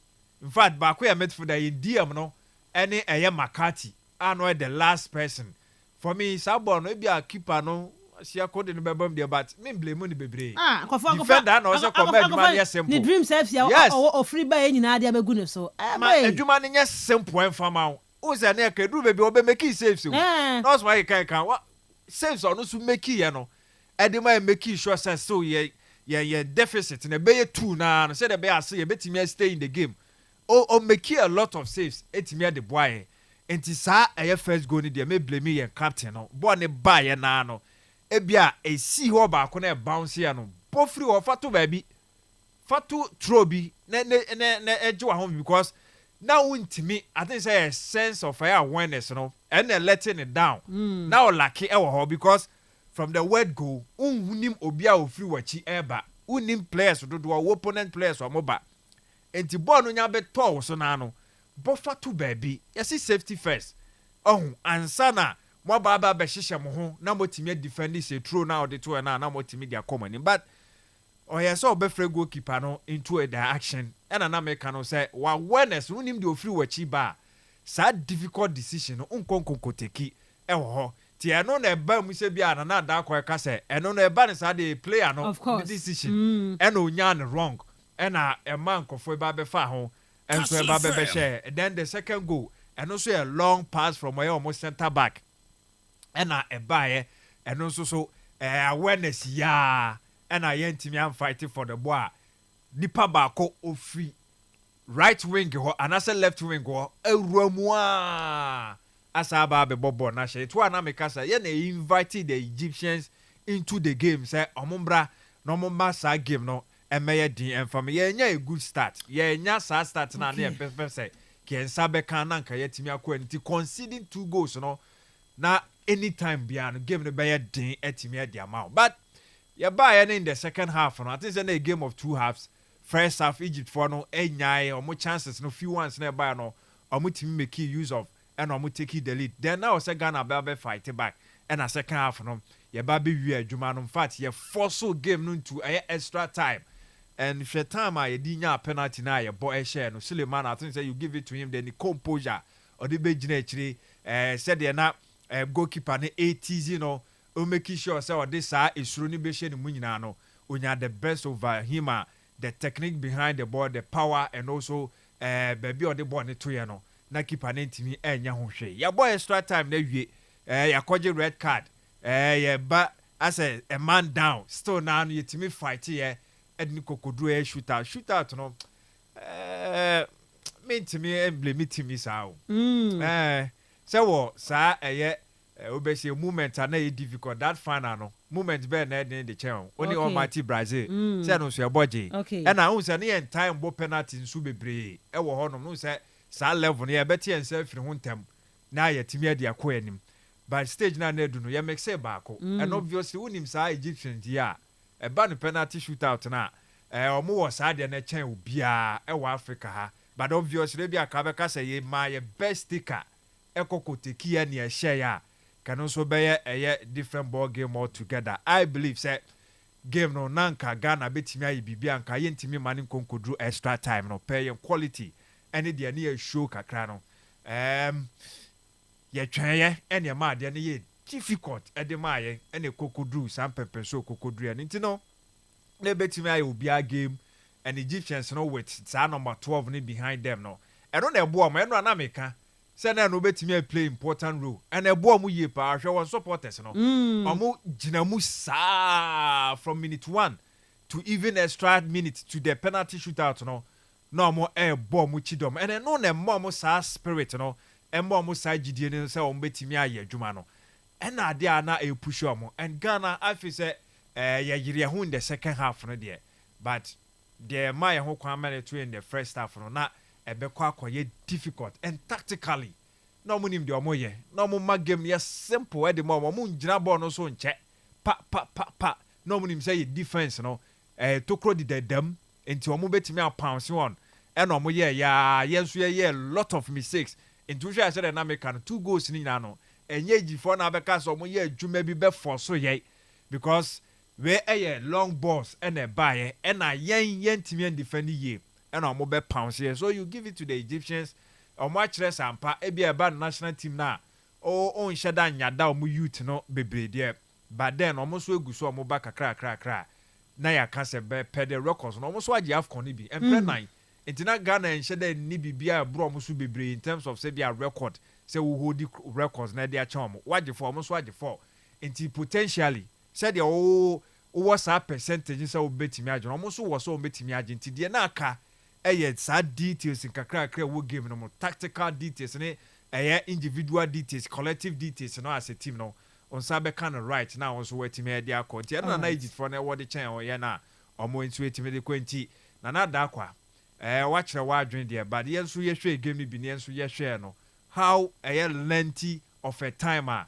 coach no enyaye e de hihye ni team any players na tena ya de show mo ehu omo strength na omo weaknesses no now also team build this strong side in terms of tactical play no the many players na ko betimi akọ na ko mo bu obia na omo timi de akọ ye ko baya na ye kokọje ya ana de chi ye na qualifier say ke bebo coach na baso nti on timi nyi ni hu femfim okay mama for calls kakra na fetie for some former drenchen from Ghana under 20 once again yet man qualify ko piemu ewo World Cup no sia eno on penalty shootout Egypt for na Ghana dey free mo the real pulse is here. Neuer's caught in no man's land. It's Mane.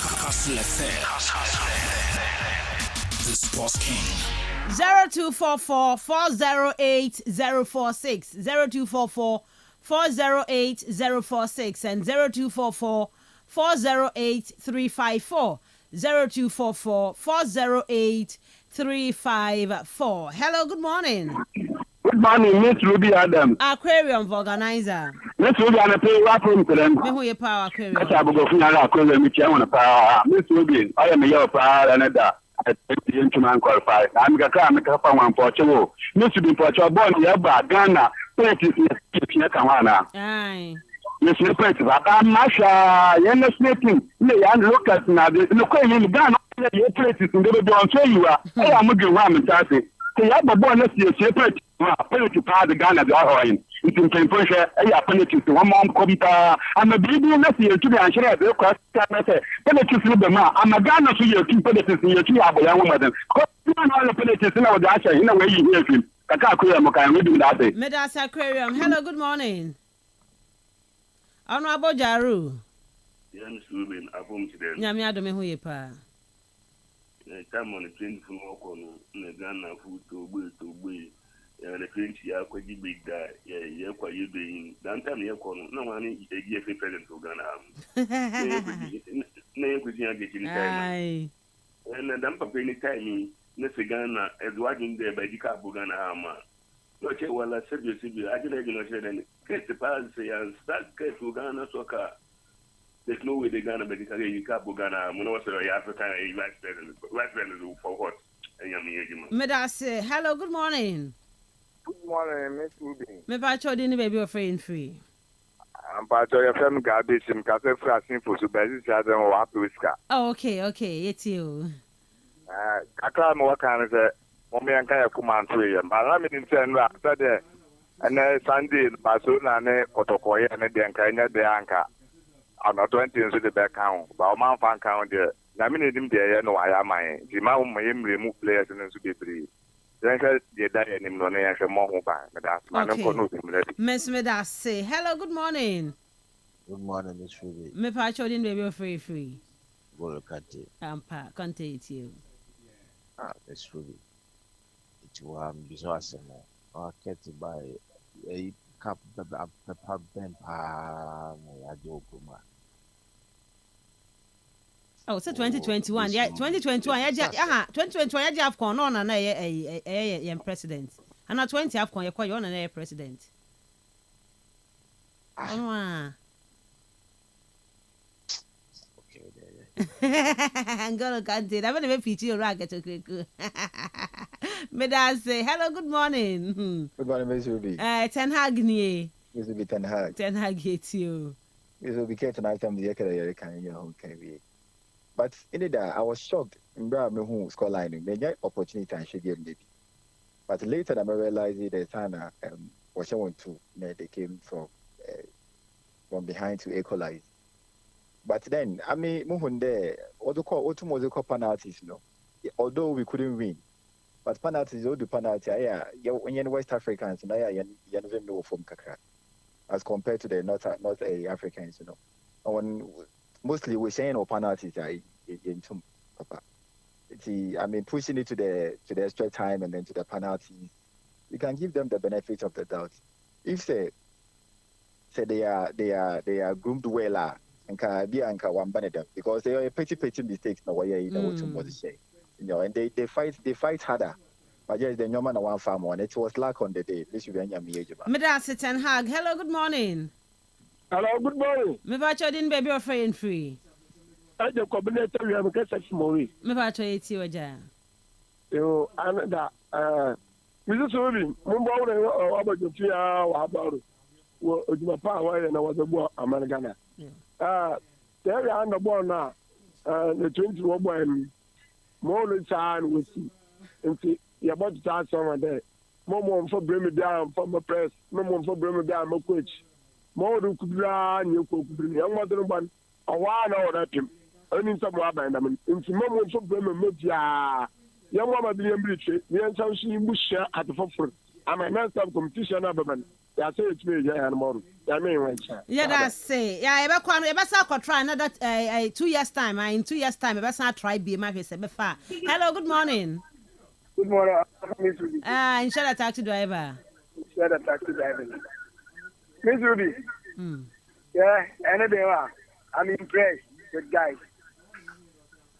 The reason why I'm academy me time Egypt teacher to na me na ya mama. Yes, but my boy is no war is I don't know no the Egypt teacher one. At least yeah show cry econo there too. It means the penalties no there you Ghana. Me tell boys no more about it because actually determination and I was up game now needs to be. Although they hear mistake by mistake to a football. And see what about them that woman fancy it. Name boys know about now. Next 2 years time. I hope that we are very fine. Okay. Me da say, I 2 years ago, you try and fa. You said try 2 years be and fa. You was not trying another 2 years. You try I say beer. Ne ho dia kwako fa. Me fa be last 2 calls dia count na fa yatwa eye conversation so I say hello, good morning. Hello, good morning. Me pa chodin baby free and free. Teacher Kweku Bonkus. Me pa cheti you say. Na me kaka me pera me kan there. Ghana is about time I get a tournament na so nyama nkwe amena. Na you blame players, you blame coaches. Tournament bia nyiwa team bi bekada orokwa Morocco make it feel. Let us come back, reflect on it, and then bounce back again. Mensah say. My who will be a Port City head coach. Mboma Kasa. And honestly, so I was your coach, he's blaming the players. And the next more cano say players they are always on phone. And if they are always on phone, sir. Management and pay for do team manager no he fan players ni hwe it was some ya na players ni and I'm saying no who individual mistakes you be point fingers at the individuals and you be in what kind of because me self reflecting self reflection or whatever no onya there na umbo bi achi of course person reflect ya e was so baby our mistakes no the entire went me anko wanim and ni nyina can self reflection no e kan ho bi. Especially when man qualified there. Yes. It means that negatives be what's the now can negative no crampo ya more. And unti negative ni don't so unti anti me qualified. Oh, quite the was strength no. Now I build you upon your strength now we see out okay. All right, my for this segment Nisi. Now I am ramet to us so so we have other local stories there ba aba stream. Yemrika 2 na qualified ka Canada Tokyo. World Championship athletics no. Na enkofa star shase you had say Azamati. We mo qualify say ye boy AFCON qualify there obi na boy FKK kai samia jemu na ono die na ye qualify very e kofa olele aba beda na de e say ye ntima na mo communicate na ba ko adesua ho nsem nti wantumi anko bi nti we ya qualify no mo de qualify no wo mo na ekwotu na maya na say Azamati na ono no soso no obi anim Azamati ono me say power na say o chenyi baton no anu wo bojagu ba ko na ti say ko na koyama Ghana Azamati ba oba be ye kan bia na say ye be so enmu a eno so ye nsempia mane owura ne dia de ya mpanyifo ofuseni ba ofuseni akasa de afa ne nyina ho ne nyina ye ba na afa be hwe in terms of ye America ye ba be kon e wo Tokyo no ye ba be hwe Black Queens he said na fi aye AFCON no Black Queens enso qualify be kobi almost preparations let to say ye be hwe coach na kasa ne nyina de be ba o show you so ntino ensem do na ka echa ye ba but this time media ye be ramu na afia hwe amana ne nsem kakra be within 15 minutes na ba abeto an command so e wo fie e de ama. I say good morning. Yes, Jurgen Klopp is better than Alonso say Gaff and the way enso atumi e de aba yemra na afia ye mehwe amana ne nsem ni momenya o message on 0244 743143 0244 743143 Osman. Yeah, me should be. You be fine for amana ne kakra boss so na me homra. You be transfers in kakra. Okay. And the Serie A no so no more show. And the Atlanta confirm one qualification to the Champions League. Oh, okay. Ghanaian player. And that obo the winning goal. Go no. Ibrahim Suleiman. Okay. Nti dynamics na asasa kakra nti what we be zun komo kakra. Then a lot of the transfer coaches movement and also we be na do so. Hey Ancelotti, uko Brazil. Never Rodrigo, yeah. Okay, I'm right. After the moves, no. Wasn't there Casemiro should come back to the national team, no. Already Neymar has come back. Of course. It's in the about how about you see the experience to blend with the young ones now. Ancelotti. But the same place, yeah, we'll see Anna. Okay, question will be. But I saw when you're Rafinha. Of course, Rafinha. Oh, there Rafinha, but there will be a good one. Nobody knows to make a move. Maybe Ancelotti. Okay, also by your team. Uncle Brazil hobby. Uncle Brazil. I'll go on. Yeah, because I demand them to on one area. Because power panel. Think I'm not warrior. FKK. Over Kasay. Will be Kafan. Yeah, but. The real sports is here. Neuer's caught in no man's land. It's Marley! Kastle FM. The Sports King.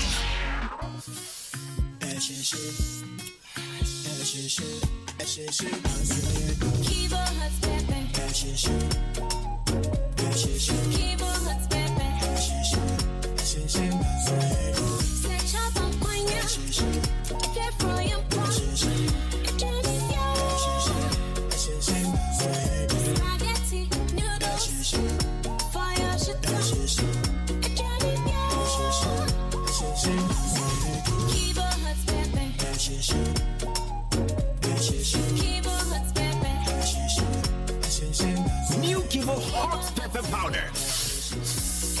Loco shoe. This advert is FDA approved. And near man on ne fe, ne buo, and said the entry in Amkania.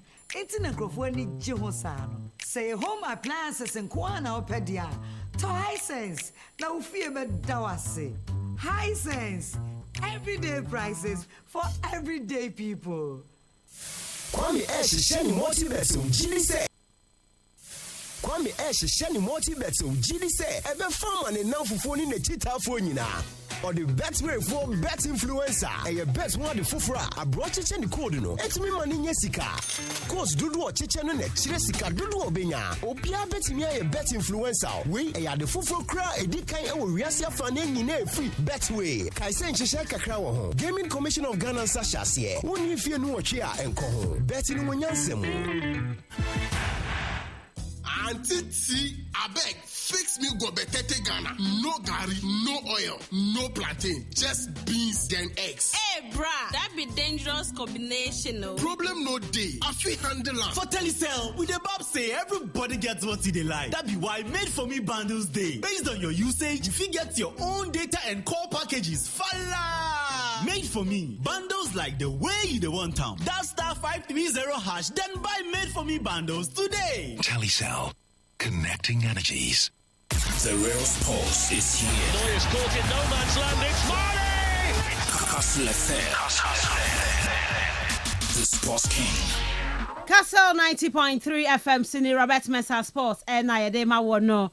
It's 51 minutes past 7. I said, good morning, incoming. What did I say yesterday? Ghana, they think they play better than our opponents, so they will definitely beat them because the opponent drawn with Air Zambia, thinking they can beat them simply instead to play above themselves. I can see they didn't do it. That is why they lost. Moses Arthur Edifree New York City Akotoche na odo di no Edi Aba ewa ha. Mama nya message on 0244-743-143 0244-743-143. Yes, I is streaming live on Facebook. Into join the show no ho. Shebi na like na share for comment Brian Kinkai on the show for you. Yan kwama no ka credit transfers no todwa. Asman, you didn't come away and share ewa ha. Before I buy transfers, you didn't come about ended Atlanta. Okay. Yes, you're in turn. Papa Frame catch him say yes, Chiti Roma. Na me TV ni yes summit to man share, but also omu Chiti Roma. I don't know. Eva contacting. Contacting. Okay. It was a correct decision. Okay. It was a correct decision. And then Atlanta share Roma 2-1, bringing an end to the 19 unbeaten run of Roma for one team. And the runner Martin I say because no food about qualified team into the Champions League. Into the point about that plan way to the win and no pro to was big count. Now can no prospects in the way to make general day. But it's just unfortunate today. Ended up giving Messi most your coin. Now home team now were more determined there. obotum na wakwa ye adwuma no. And the two African brothers, Ghana no in Nigeria, and what make it a decision no was a man or Atlanta honum. And then Ademola Lookman as usual. And then your late fitness test no passy as Hannah Bonimpo or Bobby. 9th minute no share very wonderful goal honum. First half in the course of the game, the Brian Cristante Benya a header. No Benya the level was my AS Roma. Now as time goes on, a game no cordon will be pressured by pa. My AS Roma Benya penalty decision. On an acclare on once a day, and then the ball with 20 player. But referee penalty no went back. What friend on Kwashe? Kwashe no be on your highlights in the wash and I didn't put it actually game the you will clearly see that ball there was no proper contact to be out on them. Into referee's discretion. Or check on the panel, not at the ball on your penalty, and I went to na one day. But fast forward, I went off on Ibrahim Suleimana, Obam in the second half, in the 68th minute, and I bring on your opportunity. No, so Otumna obey or Honbebe, the first ever goal. Ozema Club Atlanta in the Serie A this season. No, so numbers and one way to na was to your honor to be by the point board up no to obey no. Not the Club Atlanta way to more for the 3 maximum points of the day no. It's when you can say what the third position. And I wait to now pick or 71 points of honor. 71 points now picking means there. Club Atlanta will qualify for the Champions League for next season. Reason being that Asham the 4th position, that is Juventus Lazio Mona, Okuta 64 points. Now Serie A will about 36 matches, meaning there were 2 more matches to go. Into 2 more matches, Atlanta one Bobby import, not say the other teams now what that Atlanta for next year. The 6 maximum points now. The maximum they can get to 70 points, which Atlanta win 71 points. So clearly, and that brings our from Suleimana.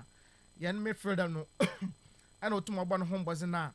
All boy Atlanta, my under the Wotum now will qualify for the UEFA Champions League. And to me should be young boy or champion gas training this season. One easy and fun man, especially in the Serie A no start see Yankasa, but all the baby and Kaya per day, or a 3-horse race no. Atlanta baby Jim after one read the matches with but in that when you can say the needed experience I will be here and the result of being here and there for a club of their state channel. Your boss season is 1G trophy. That's why I qualify for Champions League. They are definitely going to be happy to know. Young bottom in our now bad, and I know for sure there some of the players at the end of the season a lot of them they would move on away to know especially Ademola Lookman. It's in the Basha Hawa no so to na Obeko. Now, Ruby, I want to be on the Serie A. I start your stories now. Come about some of the coaches, I read our from our Cesc Fabregas. Him there. One of those players are way grace the world of football. Playmakers are not winning ball, no ball. Even our center for FC Barcelona, we use as that example. No to more my result not to more better now. Cesc Fabregas is one of those players. Numbers and 1 years out to not obey as a footballer. But fast forward, no some poor in a career or starting the coaching badges and also to work quiet. And the first major coaching job, Obe Benyano, was the head coach for Club from Como in the Italian Serie A. After qualifying them and then Lancaster Sobe Bejinichi, Bebe Yejuma as the coach, one start the Serie A season ye. But you could do a chedu baby, not pressure with Tumawabano. Says Farigas make sure there. About to know about home was in Nana Club from Como, where two no one Yejuma. Then the Yobo season Yabariano. Not someone way to know Wakamo in the German and other Italian Serie A. Now, when you can say the last 6 games are about possible 18 points. Club are offering Como, way to know why and 8, another 6 out of 6, making it 18 points out of the possible points now. Other than you, it's in the process, against Torino Rini by a goal to 0, or Chile by 3 goals to 0, or Chile Genoa by a goal to 0, Parma by a goal to 0, and a fast forward. Otumoache Cagliari, Ocean by 3 goals to 1. Into many can say, Nitimuni as I would to know what the 10th position are. Wait to know what pick or 48 points of honor. Nebaka Kayan, come away or your new team. One should I warn you that man needed experience and the history. And all by the Moya in there, he will go out there, or by sign a lot of the experienced players, and the typical of them, a Brent of Patrick Coutron. Once again, Bebo who goalkeeper from and Pepe Reina, 42 years of age, he is still actively playing. But Okoma and also Tum now or 1 morning 1 year Juma went to Madrid for Nico Pazimo, a bent from Diaz Munoz, one baby shed cinema. And the one away to Mabona, many can say, once way to now confirm won't stay in the Serie A, once one wasn't born way to Nawa Senua. However, after the exit of Xabi Alonso from Bayern 04 Leverkusen, no, there is a certain war between RB Leipzig and Leverkusen for the signature of Cesc Fabregas. And the Juma to Moyen, maybe actually some of the ex-footballers be into coaching and wasn't banana on but for him, in watch this season, no, maybe actually say in the next few years, no, we are going to mention coaches are winning Medjuma. Then Cesc Fabregas will be there. And obey a right environment, you know, after the Serie A, no, to move to the German Bundesliga in the Bayern of Leverkusen. Maybe with a lesser budget, but the kind of players I want to more attract and ball our bono or your fair. So Echo RB Leipzig, for instance, this is also another team, even in terms of their recruitment, you know, and you know once what for players and getting where you want low, no wash and high, no one's to to know what him. So I call him pressure by your less, but then he would be expected to not own deliver. In the Cesc Fabregas will be when your two clubs are what kind of daughter would to know what share, what sign or yeah a brand, you know, and I want to see him there. He would move on, at least in the Champions League with Bayern 04 Leverkusen. An interesting one to also help with right now. Man needed experience now. About 2 minutes, Obayano. However, so I'll combine Leverkusen now. We'll be able to say there. The shoes now, not there, boots not in another question. Muno, ya zo 2 minutes also because in the Xabi Alonso, a Juma year now waiting with one. Any coach about be lesser than that, no, or back or your failure.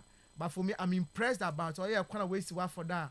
No, so while launching into the managerial career, Orange Biano, you started to see 2 year bonusing because he had a stellar career in terms of playing football. But the coach also was started here. This is the second season. Let's see how the future no would also go for rental for a year. Says Fabregas. Now don't call Ancelotti Miss Ruby. No confirmation to my that Papa no. He's now moving to a year Brazil and then we on year Bibia Bakaro a secret. It's something I and you have about you once again today. Xabi Alonso is the man. Real Madrid for no part away in the more honum. Now some of the Madrid texters in the B. If you feel there, and can Madrid will go in for a face another idina or ye no na. Only made you money ye pa can your budget in the shape of a year jogging club. And I wouldn't dispute to be about and jogging club not by and Kobe Bois. Will be a good idea.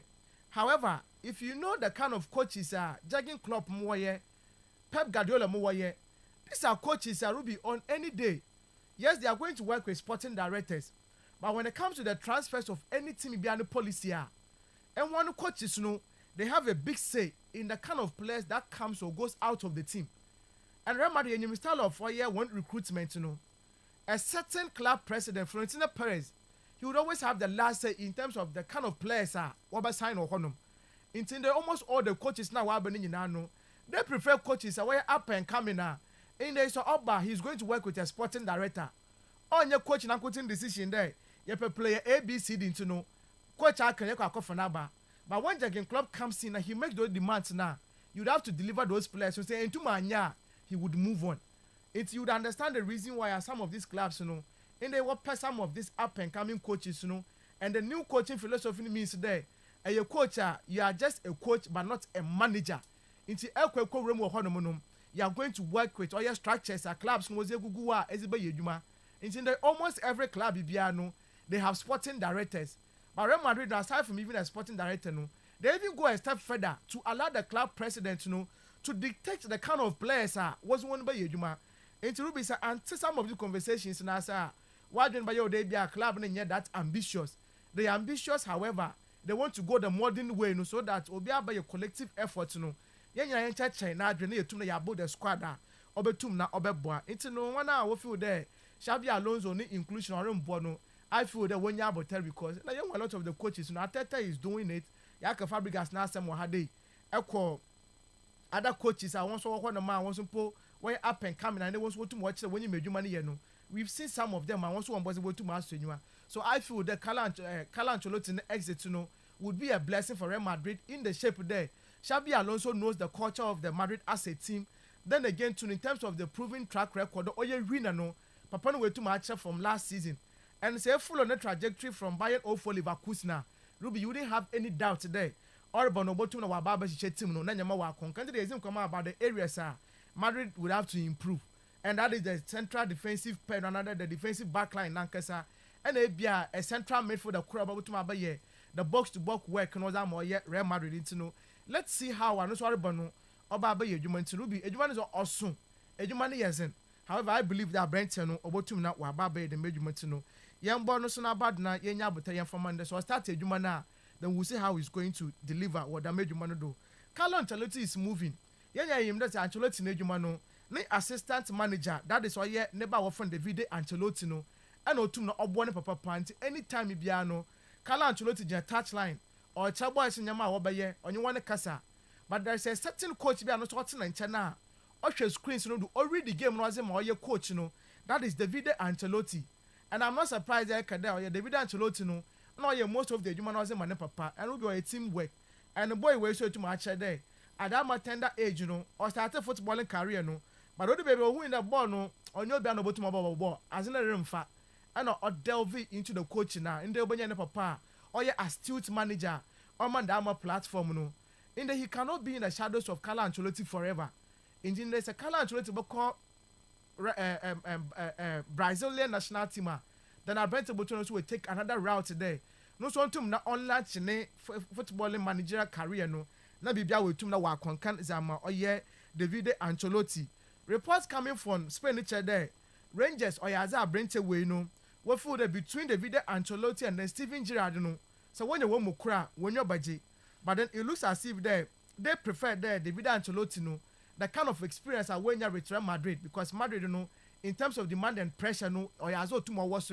So once he comes in, you know, obetum na wa with talent identification, obetum na wa manage with the egos of the players, you know.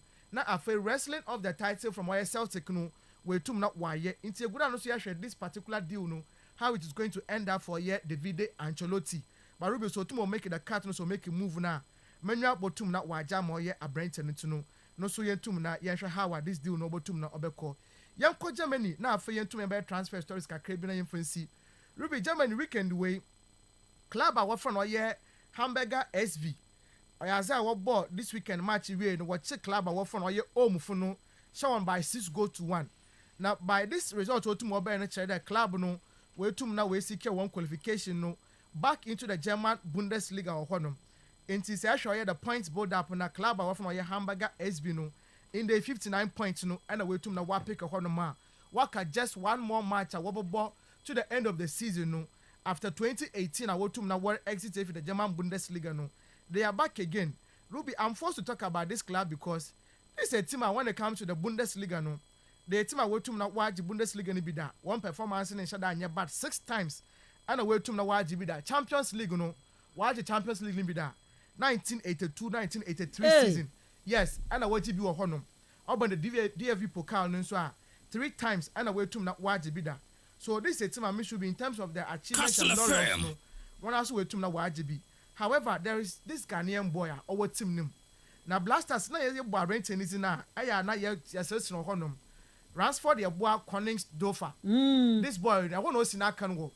Now season we 32 matches, what about 18 club league in the German Bundesliga 2 no. Abraham 32 matches no to more boy. 14 goals and 2 assists. And Abraham no to more year honum.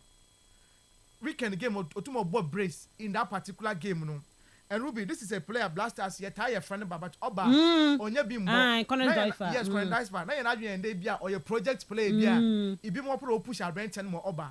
But certainly say you Europe this season Ruby and Shara ye who young Ghanaian boys will be this season. But he's one of those performers what to the way you know one was to my album and it's him qualify back into the German Bundesliga. So I feel that no position of one is or attacker striker. But on the part of the wings no attacking front in no boy no tomorrow. So it means that Blasters now we are calling in for additional players, you know. In the year what front one we have the numbers. But so body baby it is going to be based on the numbers what club to me no. And I was a buffalo. And I feel that this is the time Ransford the Abba Collins door for no sumpono opportunity and also be here no. Yentum na yen from man because we to me prove there. I got the German Bundesliga 2 now. And hopefully next season in the Bundesliga no. Oboto na watch no so wetum na wa konanyim. Nti yemba Brenton so na ba do power honum the way to my album and team no. Wa qualify back into the German Bundesliga honum. Na Rus be Mezebesi no Liverpool yenyem that Trent Alexander-Arnold. Where your team honum kona Real Madrid and or Kobe destination. Nti the Conor Bradley is the only player Kastle FM. And we can game about against Arsenal no. Coach was very sincere there. Okay, he needs to think about life without Andy Arnold no beja no Obama Conor Bradley no support team na wa start honom. But if next season say Liverpool can do better, and or chede team na was also come back on the market no. One question another player no so about the right back position no we team na wa aboa. Now say the most of the clubs now. Obi ampe one player back na mobo number 2 penta one na mobo. Mobo number 3 penta one na mobo. In the down full back position but what's for fun one wing backs or honum. If you come to more bomb palm the attacking third no. What to more after onslaught where you want investigations enquiries na zini no. They have settled on Jeremy Frimpong of buying Ofo Leverkusen there. He is the targeter when you are a Brenton Hopano. Now will be interesting will be boy no one yazin. Okay. Yes, 35 million euros. I know to not that. Oh, where I think 35 years, sir. 35 years, but I shall ball and boy or boy. Aye. Go so to more share. Near attacking threat to Mozamana. On your threat, Alexander Arnold. Difference in him said and Dawson. The only difference in the ear to Mupa. In terms of defending, we be one when him defending. Okay. When him defending. He enjoys playing a lot up front for him. In the 9 members of the season, say attached by no for Leverkusen. He was operating as a front forward. Now we're to on the wings, no.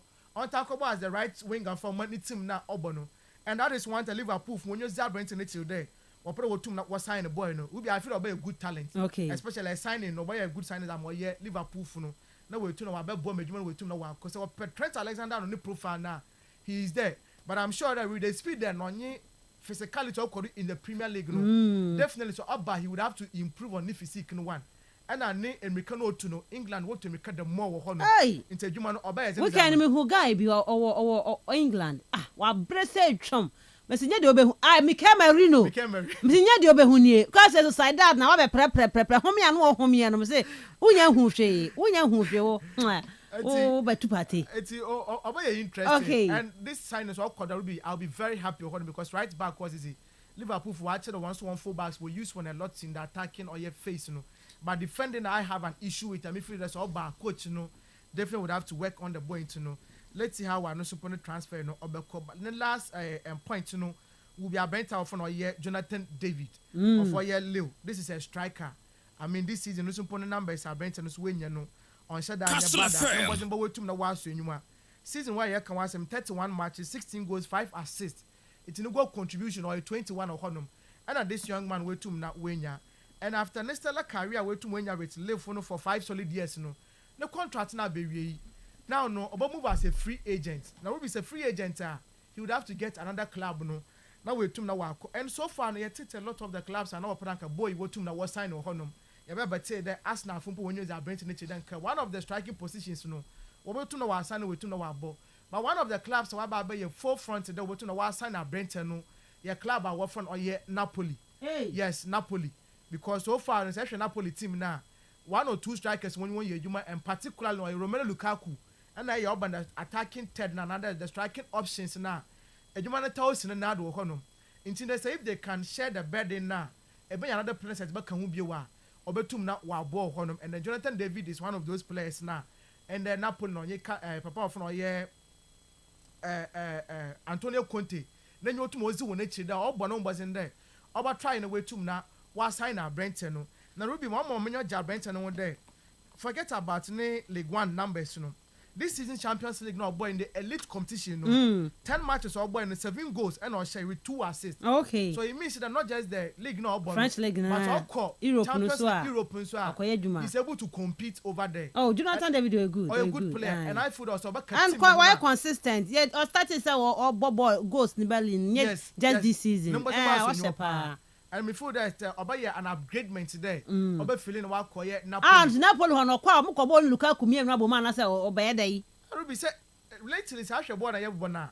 Obi anyo was first starting 11. Rotational policy. Okay. Into mobile starting should be as good as Obi on a bench. No, they won't mean to bench. Matches be an rotate. Lukaku soon to bench manage those games. Yeah, there be already competitions now does. And you say you want to just one strike and also copra. Then you have. And you packet to be there. And Lukaku no tea. Who got Lukaku? We young other teams say, "Oh, quit the strikers. Place we reba obo." No. Oh, correct. FC Barcelona. But Ferran Torres or your wire.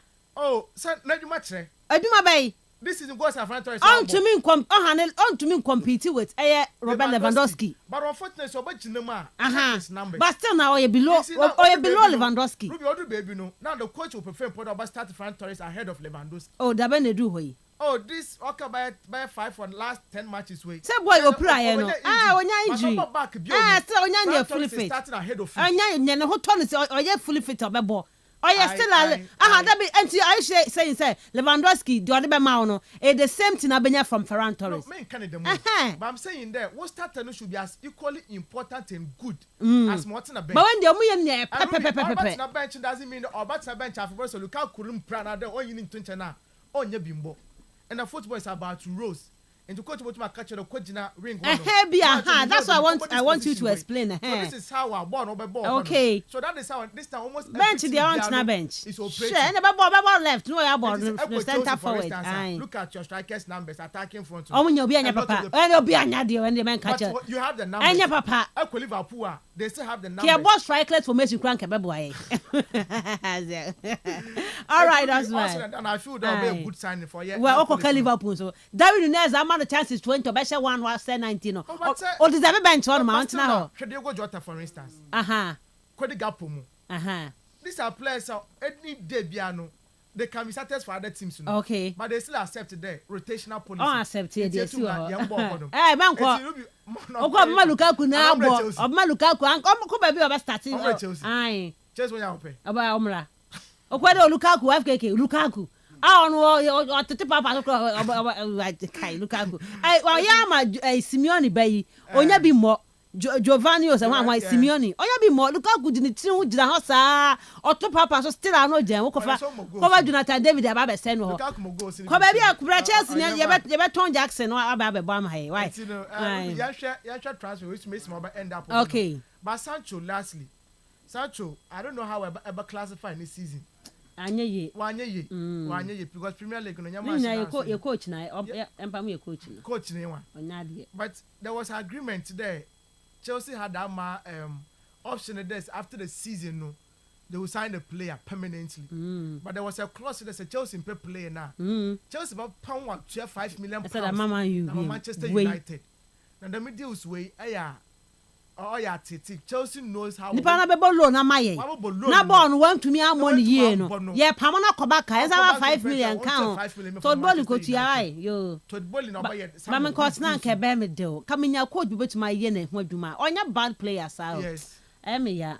Sancho. And Ruby I am yo. Madu e ke kra na ho. English league maybe are not on favor boy you know. Uncle Germany because Abo United one fa. Eba Chelsea no so no. Yes, recently I check a credit. Onya dama consistent onya dama belief now. If the team is functioning now, but I feel that English football na kasi na bia on to na on adapt to no to mongo. Uncle Germany. Bundesliga ko go second time. It's all fair. No sounds so back bio. Sounds once. Ni krom ya ne de. Ai ko for pay mu krom tina do. Ko for ya adwuma. All right, me da say Osman Davenga. I say good morning, Miss Adams. Today is okay.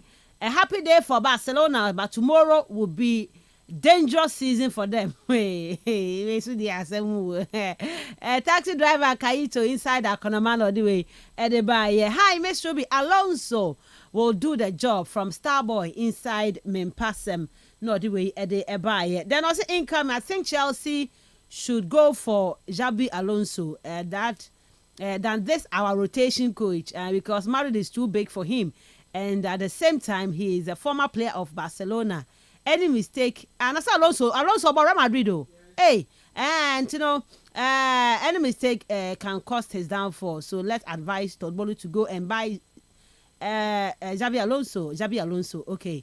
Moses out at the New York City, no, then the end of the day. But I'm referring now. If you made in come local stories. It's 17 minutes past 8 on Kastle 90.3 FM. The real sports is here. Neuer's caught in no man's land. It's Marley. Kastle FM. The Sports King. The real sports is here. Neuer's caught in no man's land. It's Marley. Kastle FM. The Sports King. Kastle 90.3 FM Suni Robert Mensah Sports and I de someone yebe fie na fei eye local stories no akachi no yet to me ababe shwem ede amao na enche bia na Ghana ye America tufo no ebe omodina qualify ede ko eye World Athletics Championship ewo Tokyo na yebe ko no Benjamin Azamati na suku hun 70 no went to me an Kobi na ena America say die guys na kwa kotumi kana qualify na dodo na ebusa say will any of the current athletes now was secure qualification for Ghana no be drop here na Ghana elected president Oluwabawa Fuseni a responde meba na fie be bone ne no na yetie se ode ensem no nchechemu ba ye whether say ye kwa azamati beba be hyemu ama ebinom akonchen ana Oluwabawa Fuseni akasa mede enkomo no ebeba na yento aso na fie nko ye nimu de na Ghana yen facilities no de obi ahwe ne se owura ya ampofo ankra wabaye obi NSA boss no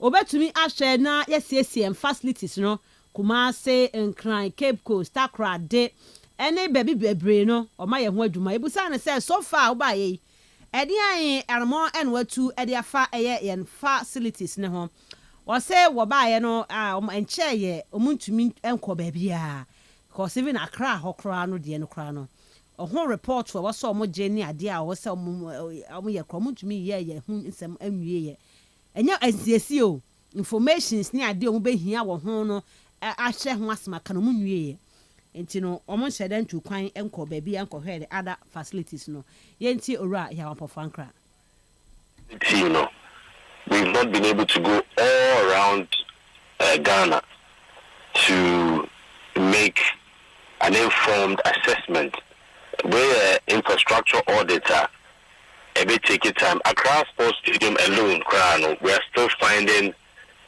issues here and there. Babayaro and the crowd to say Matisa Yendi, your facility it's been abandoned. You know, Boga, Wa, Kofriga, it's quite a big task. It's, you know, step by step, day by day. I say it's strategic. I didn't know earlier, I'm afraid not many deputies or minister. These are some of the issues we discuss on a regular basis. Shifet needs to attack these challenges strategically. And to me, in Kogang, who and Kastle, you need not once, and possible. What is possible is they identify all these venues. Now, through the audit, you be who level, they categorize it. It is Accra Sports Stadium category A. It fulfills almost all the criteria for top international matches. Although Accra Sports Stadium category A stadium, there's a lot of work that needs to be done to make sure that all the boxes are ticked. It gives CCI 6 boxes out of 10. And the other ones that I've not even mentioned, Axim, Takwa, the whole country. As I said, Yendi, Krano, we need to go there and check it out. But your staff audit, assets, liabilities, technical expertise, funding and resources, it's a whole scheme of things that I say because the guidance Antino Sadia Okan no Ghana yawa facilities bebre akekan sinsemu but afa no mo ya audit ni ade a wo ho a omunwie kra mpo omunwie nti oba ne de ontu kwan kohwehwe the other facilities no onkohwehwe onkoye onkohwehwe nti no omugusu edi ho enkomo but say ni nyina mo no esika o amu jantotu ye pa because omaka so mdo mani to aban no nko aso de a ebia den say ombetumi asiesie yen facilities ne de amaye. The right work would be from the LI and the Sports Act. We need to go according to the legislative instrument provided to help us in this work and the Sports Act. From local to global partnerships. So you need to media sponsorships, investments. Otherwise, if we say we are relying on buying car, it will not be possible to do most of the work we want to do. They're very, very important. I know you're Sema Oraya and Papuan Crow, no NSA, National Sports Authority boss. What they are to join or say Minister for Sports and Recreation, Honorable Kofi Adams. A Juman do bit my pa. Now be on the late JJ Rollins. I do much nasty idea. On your beer that from crowd, but also I'm buy no more dinkomo. I feel no more getting to know each other near their ding now. Can you The Minister, Honorable Kofi Adams, very calm, very cool. But don't try him. That's what I say. You know, we'll be on it. President Rollins, ex-President Rollins, having strategic meetings and planning on certain things, political and otherwise. Just the two of them for hours. Is not a walkover. So we are still getting to know each other well in the space as a team. It will take time, but so far, no. I think so. We've done relatively well, but it's not for me to say if they are moving to match whether we're on the right course or not. And Sama Oraya and Pofu Ankra NSA boss on also no etumi ede atudwa yade ama yetie for afei ade a Black Queens of Ghana ebekwa kobo eye AFCON women's AFCON no eba so ye friend eye WAFCON eba so na coach Kim last ono na head coach for the Black Queens of Ghana na wakasa ede afa preparations over the 9 days esi hono mo a womo so no eba modin ahwese ebetumi akonkan ede ama womo na ochechemu sade so far no womo preparations so maye e Black Queens enso camp no e hon sem esi efatie. It have been great. 9 days, like you said, together to get to know even more players. So they have been great. I mean, many trainings and a couple of games as well. So the good thing when you are together for a long time is that you get to know the people. Also, if someone having a bad football day, it's still going to be a chance tomorrow to do it better. So you can really see the talent players and to get to know them, like I said. So overall, really good. Overall, really good. And yeah, some more came last. Edia to Jakayo, Sinami Aduma. July ya na started. July ya na FKK. Man of also started. Until 5th July. Until about FKK. About 2 months. See, many women to June, July, 5th July started. And we have Ghana group no so to mu no ayekono. South Africa, Mali, ne Tanzania. And no AFCON was in the 9 days. Esi we prepare boy.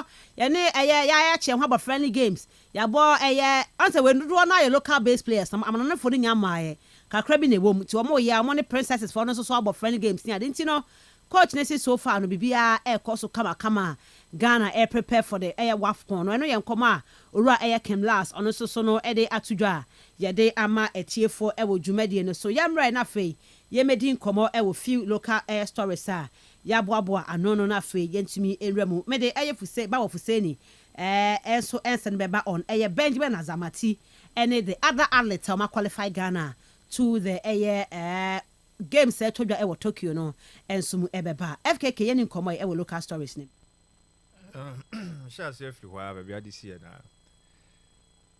na Azamati ba se bibiansi na obi qualify no bi ba betu dia ase be ha adwen bibiansi ho enyo no ana da sorry no se me ma meye ana mprebebe dia ma ye gye ho akye se nipa no wo ho no ho odin bibiansi ni kwan na bia one reason or the other no anka se bia be personal one na wo se da bi ba we dia federation in fact ono ankasa ni colleagues no so nim ni teammate no nyina anim say school ntra ya desuentra and so we entiase o and even that team na see ehia standby ni na se for so atiase injuries wo honom obi nso betimi anya issue ya bi Azamati so etimi ade abanti menye so se we mpo de wa ade o se so bebre ni ma no be ye bit of a issue bi e be hardwin for me waba and I say we na say akwanya na ba during preparation or fit na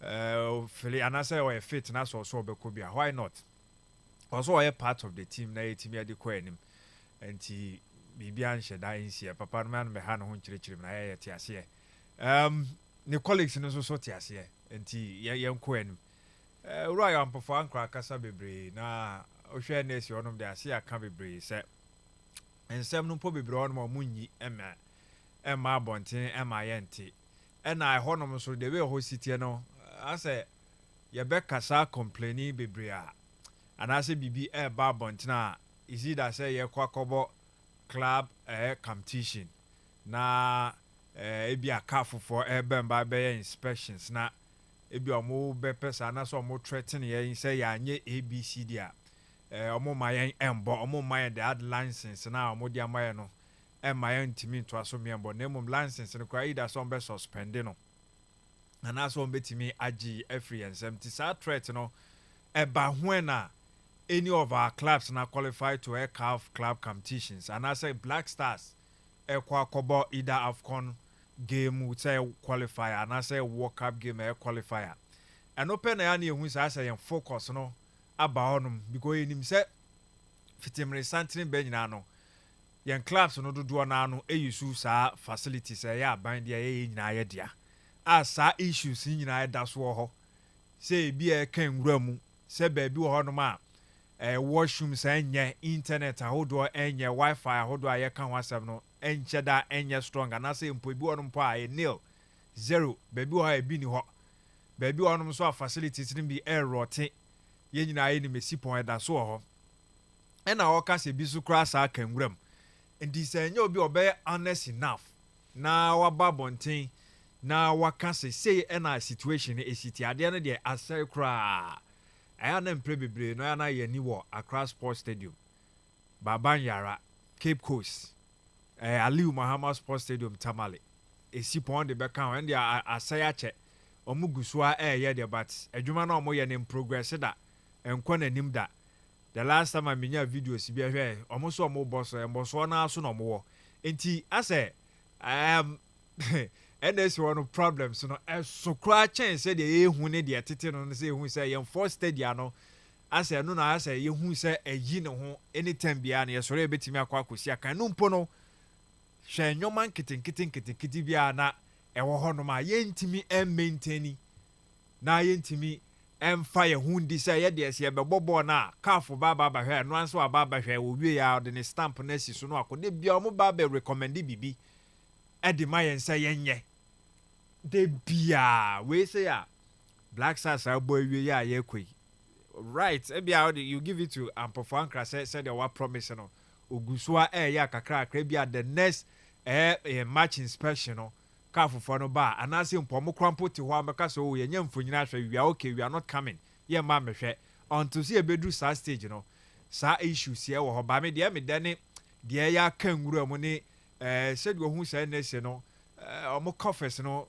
omo ahode no kwant me because really buy no omo ya under the government through the sports ministry enti okasa omo coffers na ankasa no omkasa omo rely solely on buy no kwa sa omo kasa omo ya bekoso ahu sa series of problems enti ordinary be hwe baabi to other corporate entities no private companies no omo mbra no ma beboa me question and busa me say na say no mo ye that viable omo ejina omo na so sa omo ye sa strong omo ye sa lucrative omo ye well to do enough omo betimi attract sa sponsors no say individual bi ati ba bi obeka say Ampofo Ankra bade ono as a person imagine the but na say no odi omo anim no metimi ajomo nyoma di say me di omo sika me dim sika be kwa kohwema na anti the fact say what can it mean say our baby ba kumienu miense be obetimi awura no akwa sa sponsorship na betimi ababebo I think say the way to go because kase de ani eto aban ko aso a omo a kire say aban betimi na afamu de ba na afamu de no enye enough say the standard na ye di hu komo na pese yedru no ye ntimi endru e na de ya ne say enye one stadium bi enye particular venue bi enye one region bi and abeka stadium bi si ho ye was sa issue no nti ye de kwakwa ye nti e ba ne sa de adwuma na be mre but baaku mienu miensa Accra Sports Stadium ya na no has ne kotokobo ye oti akire na ahwe abeka se bibia ye okay but e ho kra issue baba yara so woni de kakraka Aliu Muhammad ye mai Cape Coast de omo so omo gusu ye eno so so ko omo nwie enti eno so mai sipon so de wo ho a emba ye de aka nwura mu so so ka na se enti a whole lot of problems and what NSC ho enti ye be wish no well na empa bi wa no mai bebo bi ne de di na chi se Yankopon ti na nim kire no na ombie na nim o ma no sa eye adum ni bi adum na o de kọ eye sa eye companies wonum na ombehu ne bobo na omohu Ghana football no so mobo na from one man sa sponsorship no de aba be facilities na de ma enye sa dia aban na promise so ombe ye oma from de sports minister crown so by ono so aka bebre so ombe ye ombe boa de that past government no projects ahodo omo share no ombe person ombe complete ni nyina no ye huge sums of money ombe here omde be kwa akohemti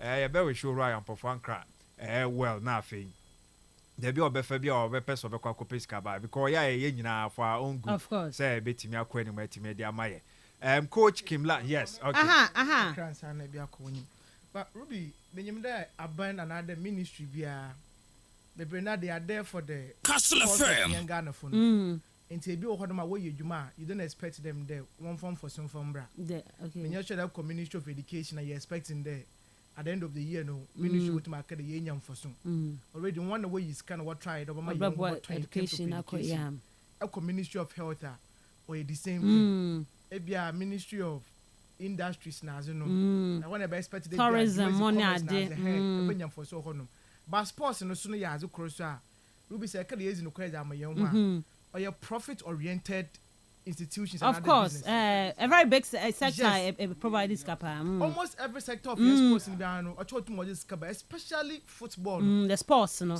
in CBC I wonder why do we always have to think there so about the maintenance of young facility now about no work another couple loan or be facility more now one hand over the National Sports Authority general shadow manage it now after almost every 2 years biano the same government would have to pick money from the coffers of common fund that want to from Koyejuma. Or Kasa about the airline. No, sir, problem about the renting. But yes, I'm renting. Maybe a quadruple 100,000 Ghana cedis. Now you buy in a case, I'm almost about 1 million. Into question, I mean, be somewhere in there. What are the best practices elsewhere? Because for yeah, oh yeah. And I want to tell you to me, so you talked about today. Yes, Paul will be a honor. Second case, you man. Ebia the IGF will be internally no. The Mr. Kanobotumo will be now one facilities. Into academia, but the staff strength no. They are going to audit it around the Ninano. Now you share the staff strength or Cape Coast no. Is it enough for there? So what had you what to know why? One expertise no. What to say? Job titles that was from Kofu Ejumano. Bebe na wahade ya Ruby only expertise in ejuma was am. Fan NSA Cape Coast. Oni ni oye. Oni ejuma pati ore. Nti ekoro nko nkohwe grass no po na. Ekoro susu grass no po a the person doesn't know. Nti urban generating sika na me food of sports alone football no Ghana hade no. Ruby say ye ni ye ya. Nko be that is the reason why some of us here kade. You to me enjoy football na kwoti na ejuma ye for mother efe no kwoti da wonye. But so your stakeholders engagement the ministry and the NSA, they would have to be a major partner stakeholders, you know, in the maintenance and then how I be able to bow chroma hadi. But what I will chroma in the heart of Fokuna Kotoko. What about match at Kastle Stadium? May you sure that the last game of Kodono, about gross even more than 200,000. They won't gross. But previously, no. Aye, Baba Yara. The internally, intimate generate says he can say. Yeah, facilities, you know, prepare no to that stage now. Can we say internally to me? Because I can say me share other facilities here. Sa other ones now past government in the share so now. In a process amount for ko isuko mu nsunu for free. Me boa. Intina me dream say him fabium because we hear baba yara utia restaurants ni we nya hihye. Yes, ni nya hihye na saying na eye adwuma. Ediema also munya samfa so na ebetim because or say ye bedwuna fi because now can gross on I know your teams no and they can say we can be on the bar buying benya ne kakra or better which they do but they only when stadium no ebe be eyema now we nya the numbers no now what immediate size can at least ube nya kakra bi ade beto but say instead yes na ntimi produce in terms of that numbers no football need to mean produce yes adwuma no yeah football no kotin from the A fed or you won kotin no adwuma ntimi yen enten yeah because some more facility na se ball no bobo na se menya fosu o ma mfosu bi ambo and then there is another important point we be go keep course ade you were clinic ho no mo okay you were restaurant ho no and what gym and kofu ko use ho no of course me nyina no omo da ma rent kofu was my rent on you want to operate those facilities no into what the rent on that score into on every month bia no nyimpa operate those restaurants no o twesika zima the NAC ene saka kra enu ba bia o saka no ketua bi business botum we boom it's about kofu stadium enti football no betumi aboa mo pento mo fo mani ni football na chi mo mu nya ma efe ni nko amfa nye esa abade nya fa so bia omo moa ye nyina ya moa football ni ye ma ye nyina ene se benya bi okay all right okay that's fine emboasin. So we are talking about for that. Enyama ebia efe ni behia. De na mo nyina ma chna sia discuss say yensu aboa na say musum ye bia yensu en share how e negotiating FKK ana enye ye. Yes say but the also na issue ni wo no. Honom no e na issue ni nyina wo no. Yenim how autonomously these people yes. How mo yo ma de nti say na kan say menya sure say abanya omboa. And they be a case say, obey your own some din de. It does here be boom. And I see a be jam or do muswako. Sana quaque, or why you mudin den they are buying some person be boom. Unless they be a your force, now binding no run walk boom and send mubako. No, I found why they are in your menti. Other than that, a very difficult for me. That's how I see it. But until then, it was a dear kind a long thing. But say, young Pofakra said, and near bro person facilities no. A bad to any state or behun so I then shall see a corner in there. Also call for that sponsorship. That's why I feel say the way to go, at least for a start. Okay. No more edit. They also dig ebeshe me.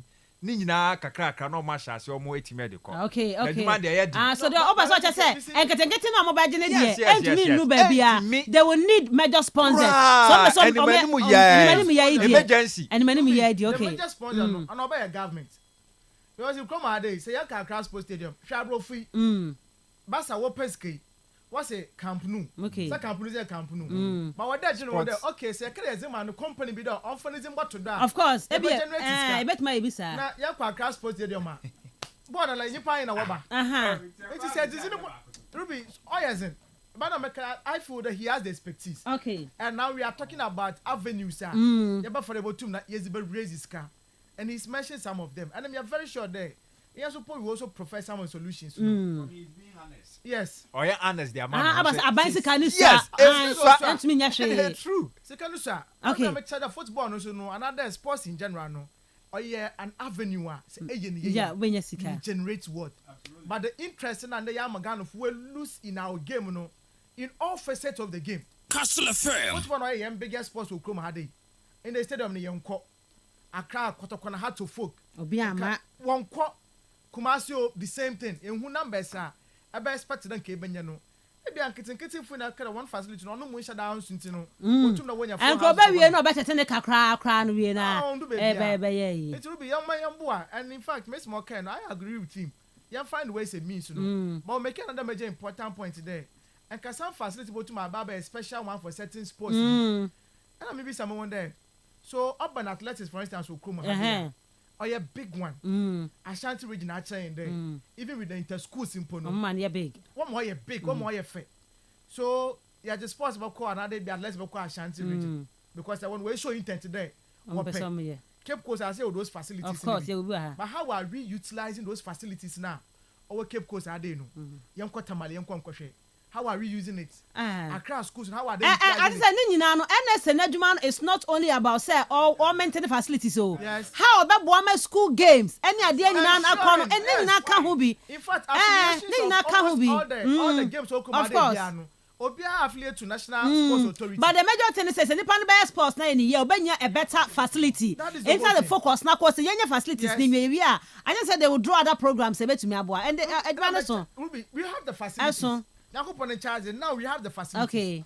But how are we utilizing it? But the money I will see the last time I said there, sister station, city for organizing swimming competition. Afterwards, I had to the people could do. Yeah. It's very silent. Okay. And see, baby, I'm in Africa by doing the sponsorship. No, I was into the end mom only years with the corporate Ghana.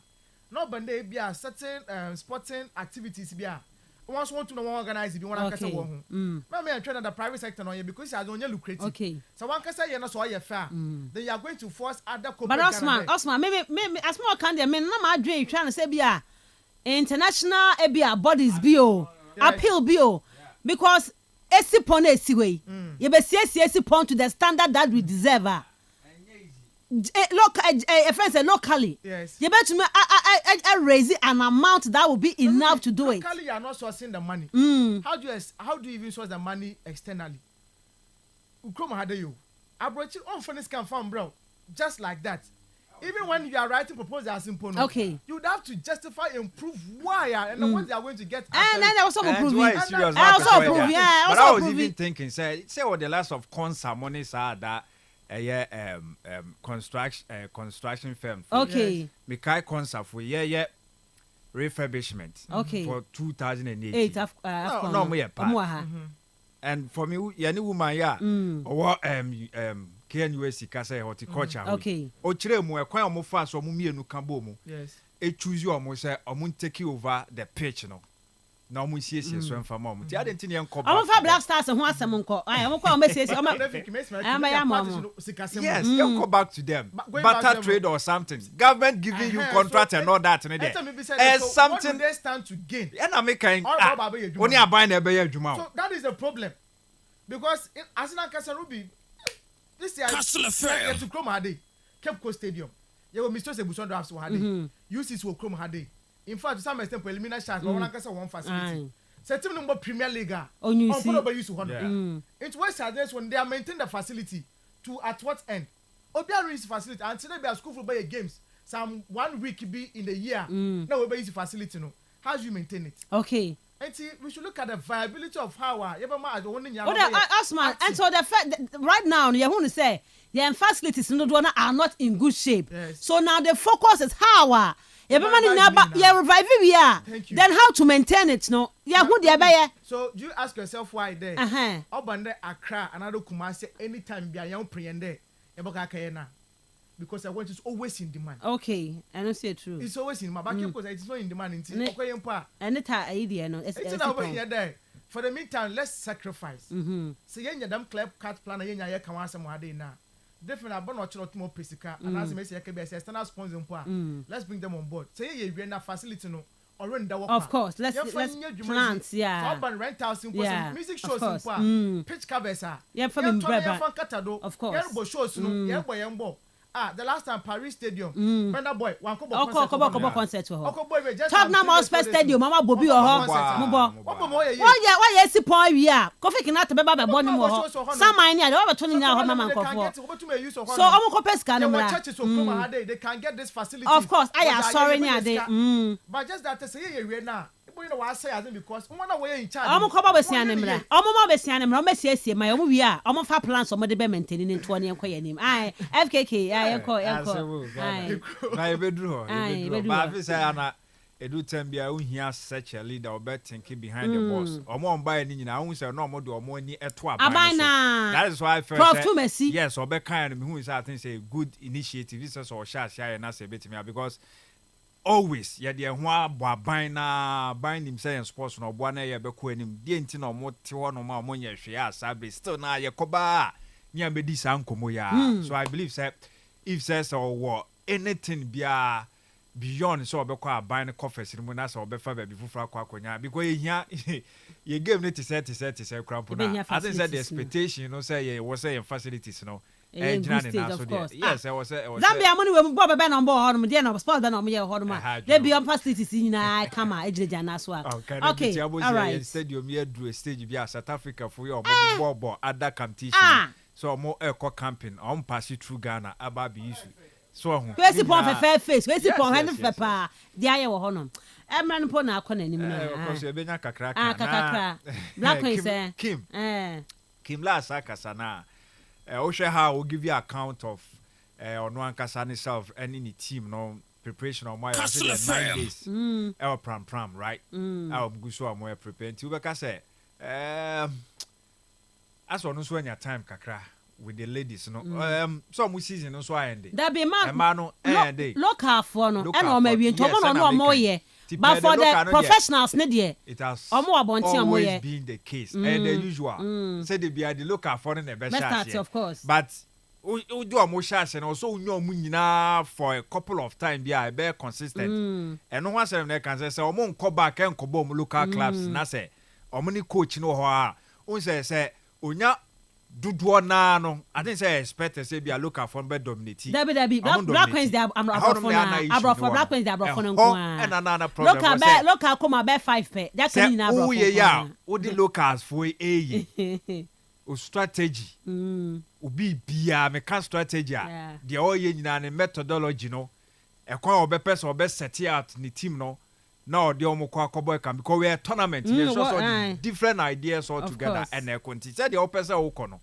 na wanya mre tintin a wo de Ghanaian based players yi e na eye na afi bedu na wasa akwa titim a I say be for black queens they also buy no the last 2 months when ya kwanya ne ene o ma ye adwuma pa also bo Morocco friendly game wa boss ne ga friendly game so onim abrafo ne de onim o mte bi o pese o select a crowd from where no do mu shey obi ne wo ho no ma ono so ne o mu ye adwuma che ya ikodu sa ono kwa bra na obre eduru bebi na o de kobo ani ana obre enti ina smart say onim o mu no ube hia o mu so wo preparation of course yes yes enti no ebe season me ya ebe season me ya nti ebe efiri okono benya they will come no ma baba be kan no ma baba be Doris boy do amon evle they will come ma baba complete be o sha say o say ya na ebo ani say omo firi oba na experience of course in terms of talent na no mo no makosua bibi dia ka ho nti ama omo adwemu no abie to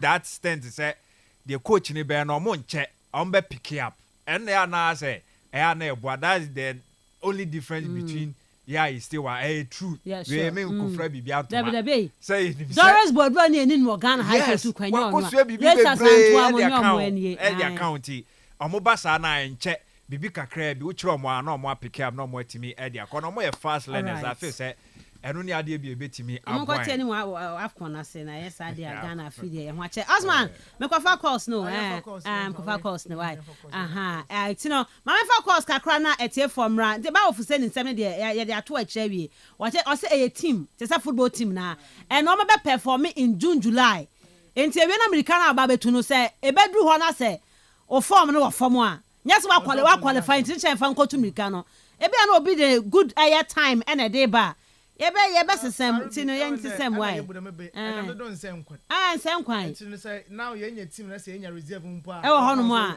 ebebo yen kwato America na Ghana yen kwanya medal e wo world championship na sintino no the most important na yebe hwe animu 0244 408046 and 0244 408354 me fa me first caller. Hello, good morning. Good morning, Mr. Ruby. Me pa cho dey baby or free. Dedeni ngava. Dede yetio. Yanda ma facilities na work na yawa. Ya baka tabi hanya. Askene ya onke siaga. Ba omoye dama esipon ya lekam. Esipon efe ko wenwa. Yedi ya fofra obe. Amba. I no cry pa. I no cry.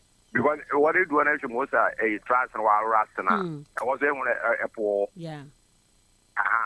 See, the way I done a rast, you can't do for obey. You can't do a 10 for one, 10 for obey. 2 hours, and that's a championship game. Buying home. He come 3 times in a war with war. But about that's a condition, where shim, AC, or ship. It's the one boy champions get finance what but about okay. You for when you might do for Samana. When you want some. Okay. I don't know was when you want some. I don't know be any asem. That was internet will be no home. What but 3 times. No, Obina down what is city. I'm question ball. Okay, me that say. This is the Aqua Trophy, and this is season behind Yaba. Okay. Off Yaba on and off. I obey. Me that say. Hello, good morning. Good morning, good morning. Nyamia do me hu ye pa. Because me dey the coffee miracle. Get us at our do. Yeti. All the kind yambo and the 20 for no about so quay years one quay. Yambo and TH. Yamu forward. All the kind. Some but that Barcelona fans in Assassin. Then what am I doing for the Cacado, Yaka interfu Ashen and see. This will be the better business. This is the first time my Barcelona will do develop. We are going to one journey, and I'm out of the one who did that. I do that. And blue the two. Yeah, Barcelona fans, you know. The Bimuya yet to ball us, you know. Yes, start the season, you know. Me and the Barcelona to me the Champions League. If next season, Barcelona to me the Champions League. Next season, Barcelona to me. Champions League before, but you know, the ball who by 5 years, the moment from what was and Sana. But you were there's a young David yesterday, I'm partnership for now, but soon to me the Champions League. And the Champions League before, but the bottom park of final, Colus, I was semi final, and San, well, what do develop when I stand to a room? I do now, can I just say, to my young today, but a young way in the okay, Okay, Madam, the last time Madrid they hosted the Champions League final was 2009-2010. And Omu hosted 2009 one was Santiago Bernabeu, honey boy. Okay, Mama Fakola way. Hello, good morning.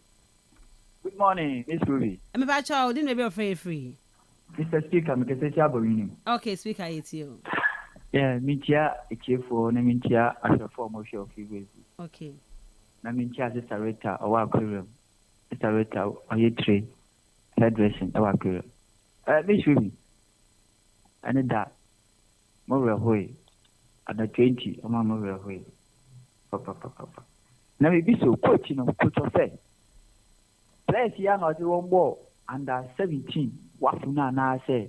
Mrs. Sebi under 20, no, I weigh under 20. One more ball. Olympic France African Games were saying a different squad back a crab in the room. Miss Ruby. Me baby look at coach, you know, I don't call you one hour on your boy and the 17 and on Codo. I'm 17 in Yanni Dio, and 17 a host to Chroma and Yan on the dia. How on the day under 20? Okay. Okay. And then I'm real with papa because now we did be a middle town which more real way. But I'm manasa. Yes, I'm manasa. Next time. Now, Kotoko, and you say, leg never did. The ball, Kotoko, Pai say, leg in the Regina, and so that you know. Only I'm age, man. Medas say, hello, good morning. Good morning, Miss Ruby. Honorable Jaru. Yeah, my son, you. Miss Ruby, if you point, I'm with you now. No, any other country, me, if you got clear. Let's see your question. No, the stadium, if maybe a big name for no noise. No, because I would sweet your ball cup of making a deal home. No, and Nancy Moko Homo in a February blue with free a roofing nodo. This year, Bruno will carry an and a Bruno the words a roofing nodo. Sabi painful. Why this canana obey somewhere and walk to where the wood because Walker. Obian can be beyond fine Jamon. And she said, will be why the Mazinanka, where the watching out tomorrow now, why be beyond Uncle Lucy answer. And I say that thing where then what's talk about a waffle. I'm also quite con. Oh, I mean, put the main answer because the cat will warn me. Walk over then. Walk quite fine away, you are quaint. Madam, Meda say, Max by Ghana Limited, Semenka and Far and Chow say, Open air TV, washing machine, AC, fridges. Freezers and the phones are hold one water. But my dear, more and so showroom a ben war now qua. Now, what catch our more and crop say, oh, Baba pay AC at all, it be up a fridge at all. Oh, quite a boy, born one.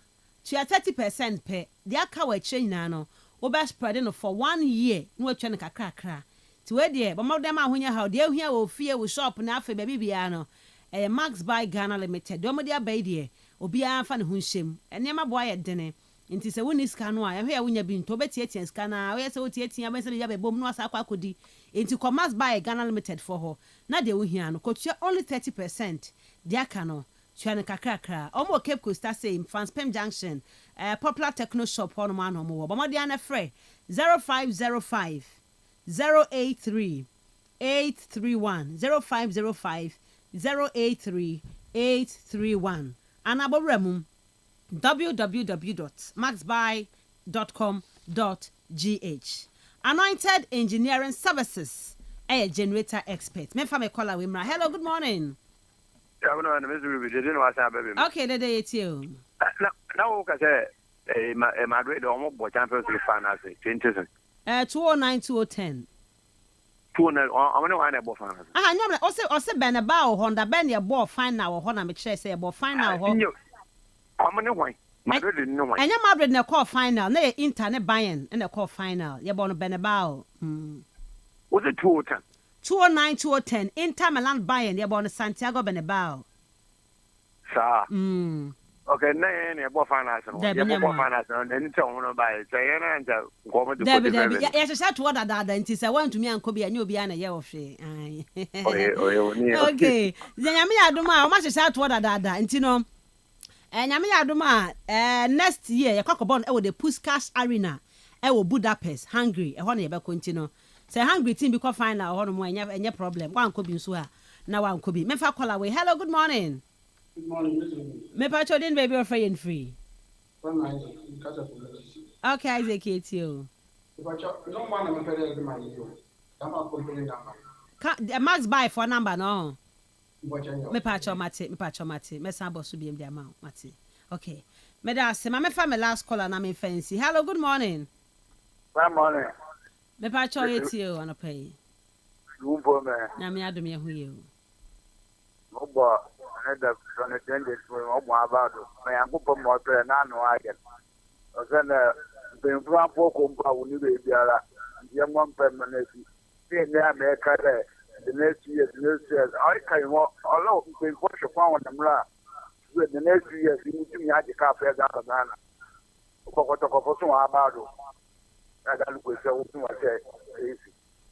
okay.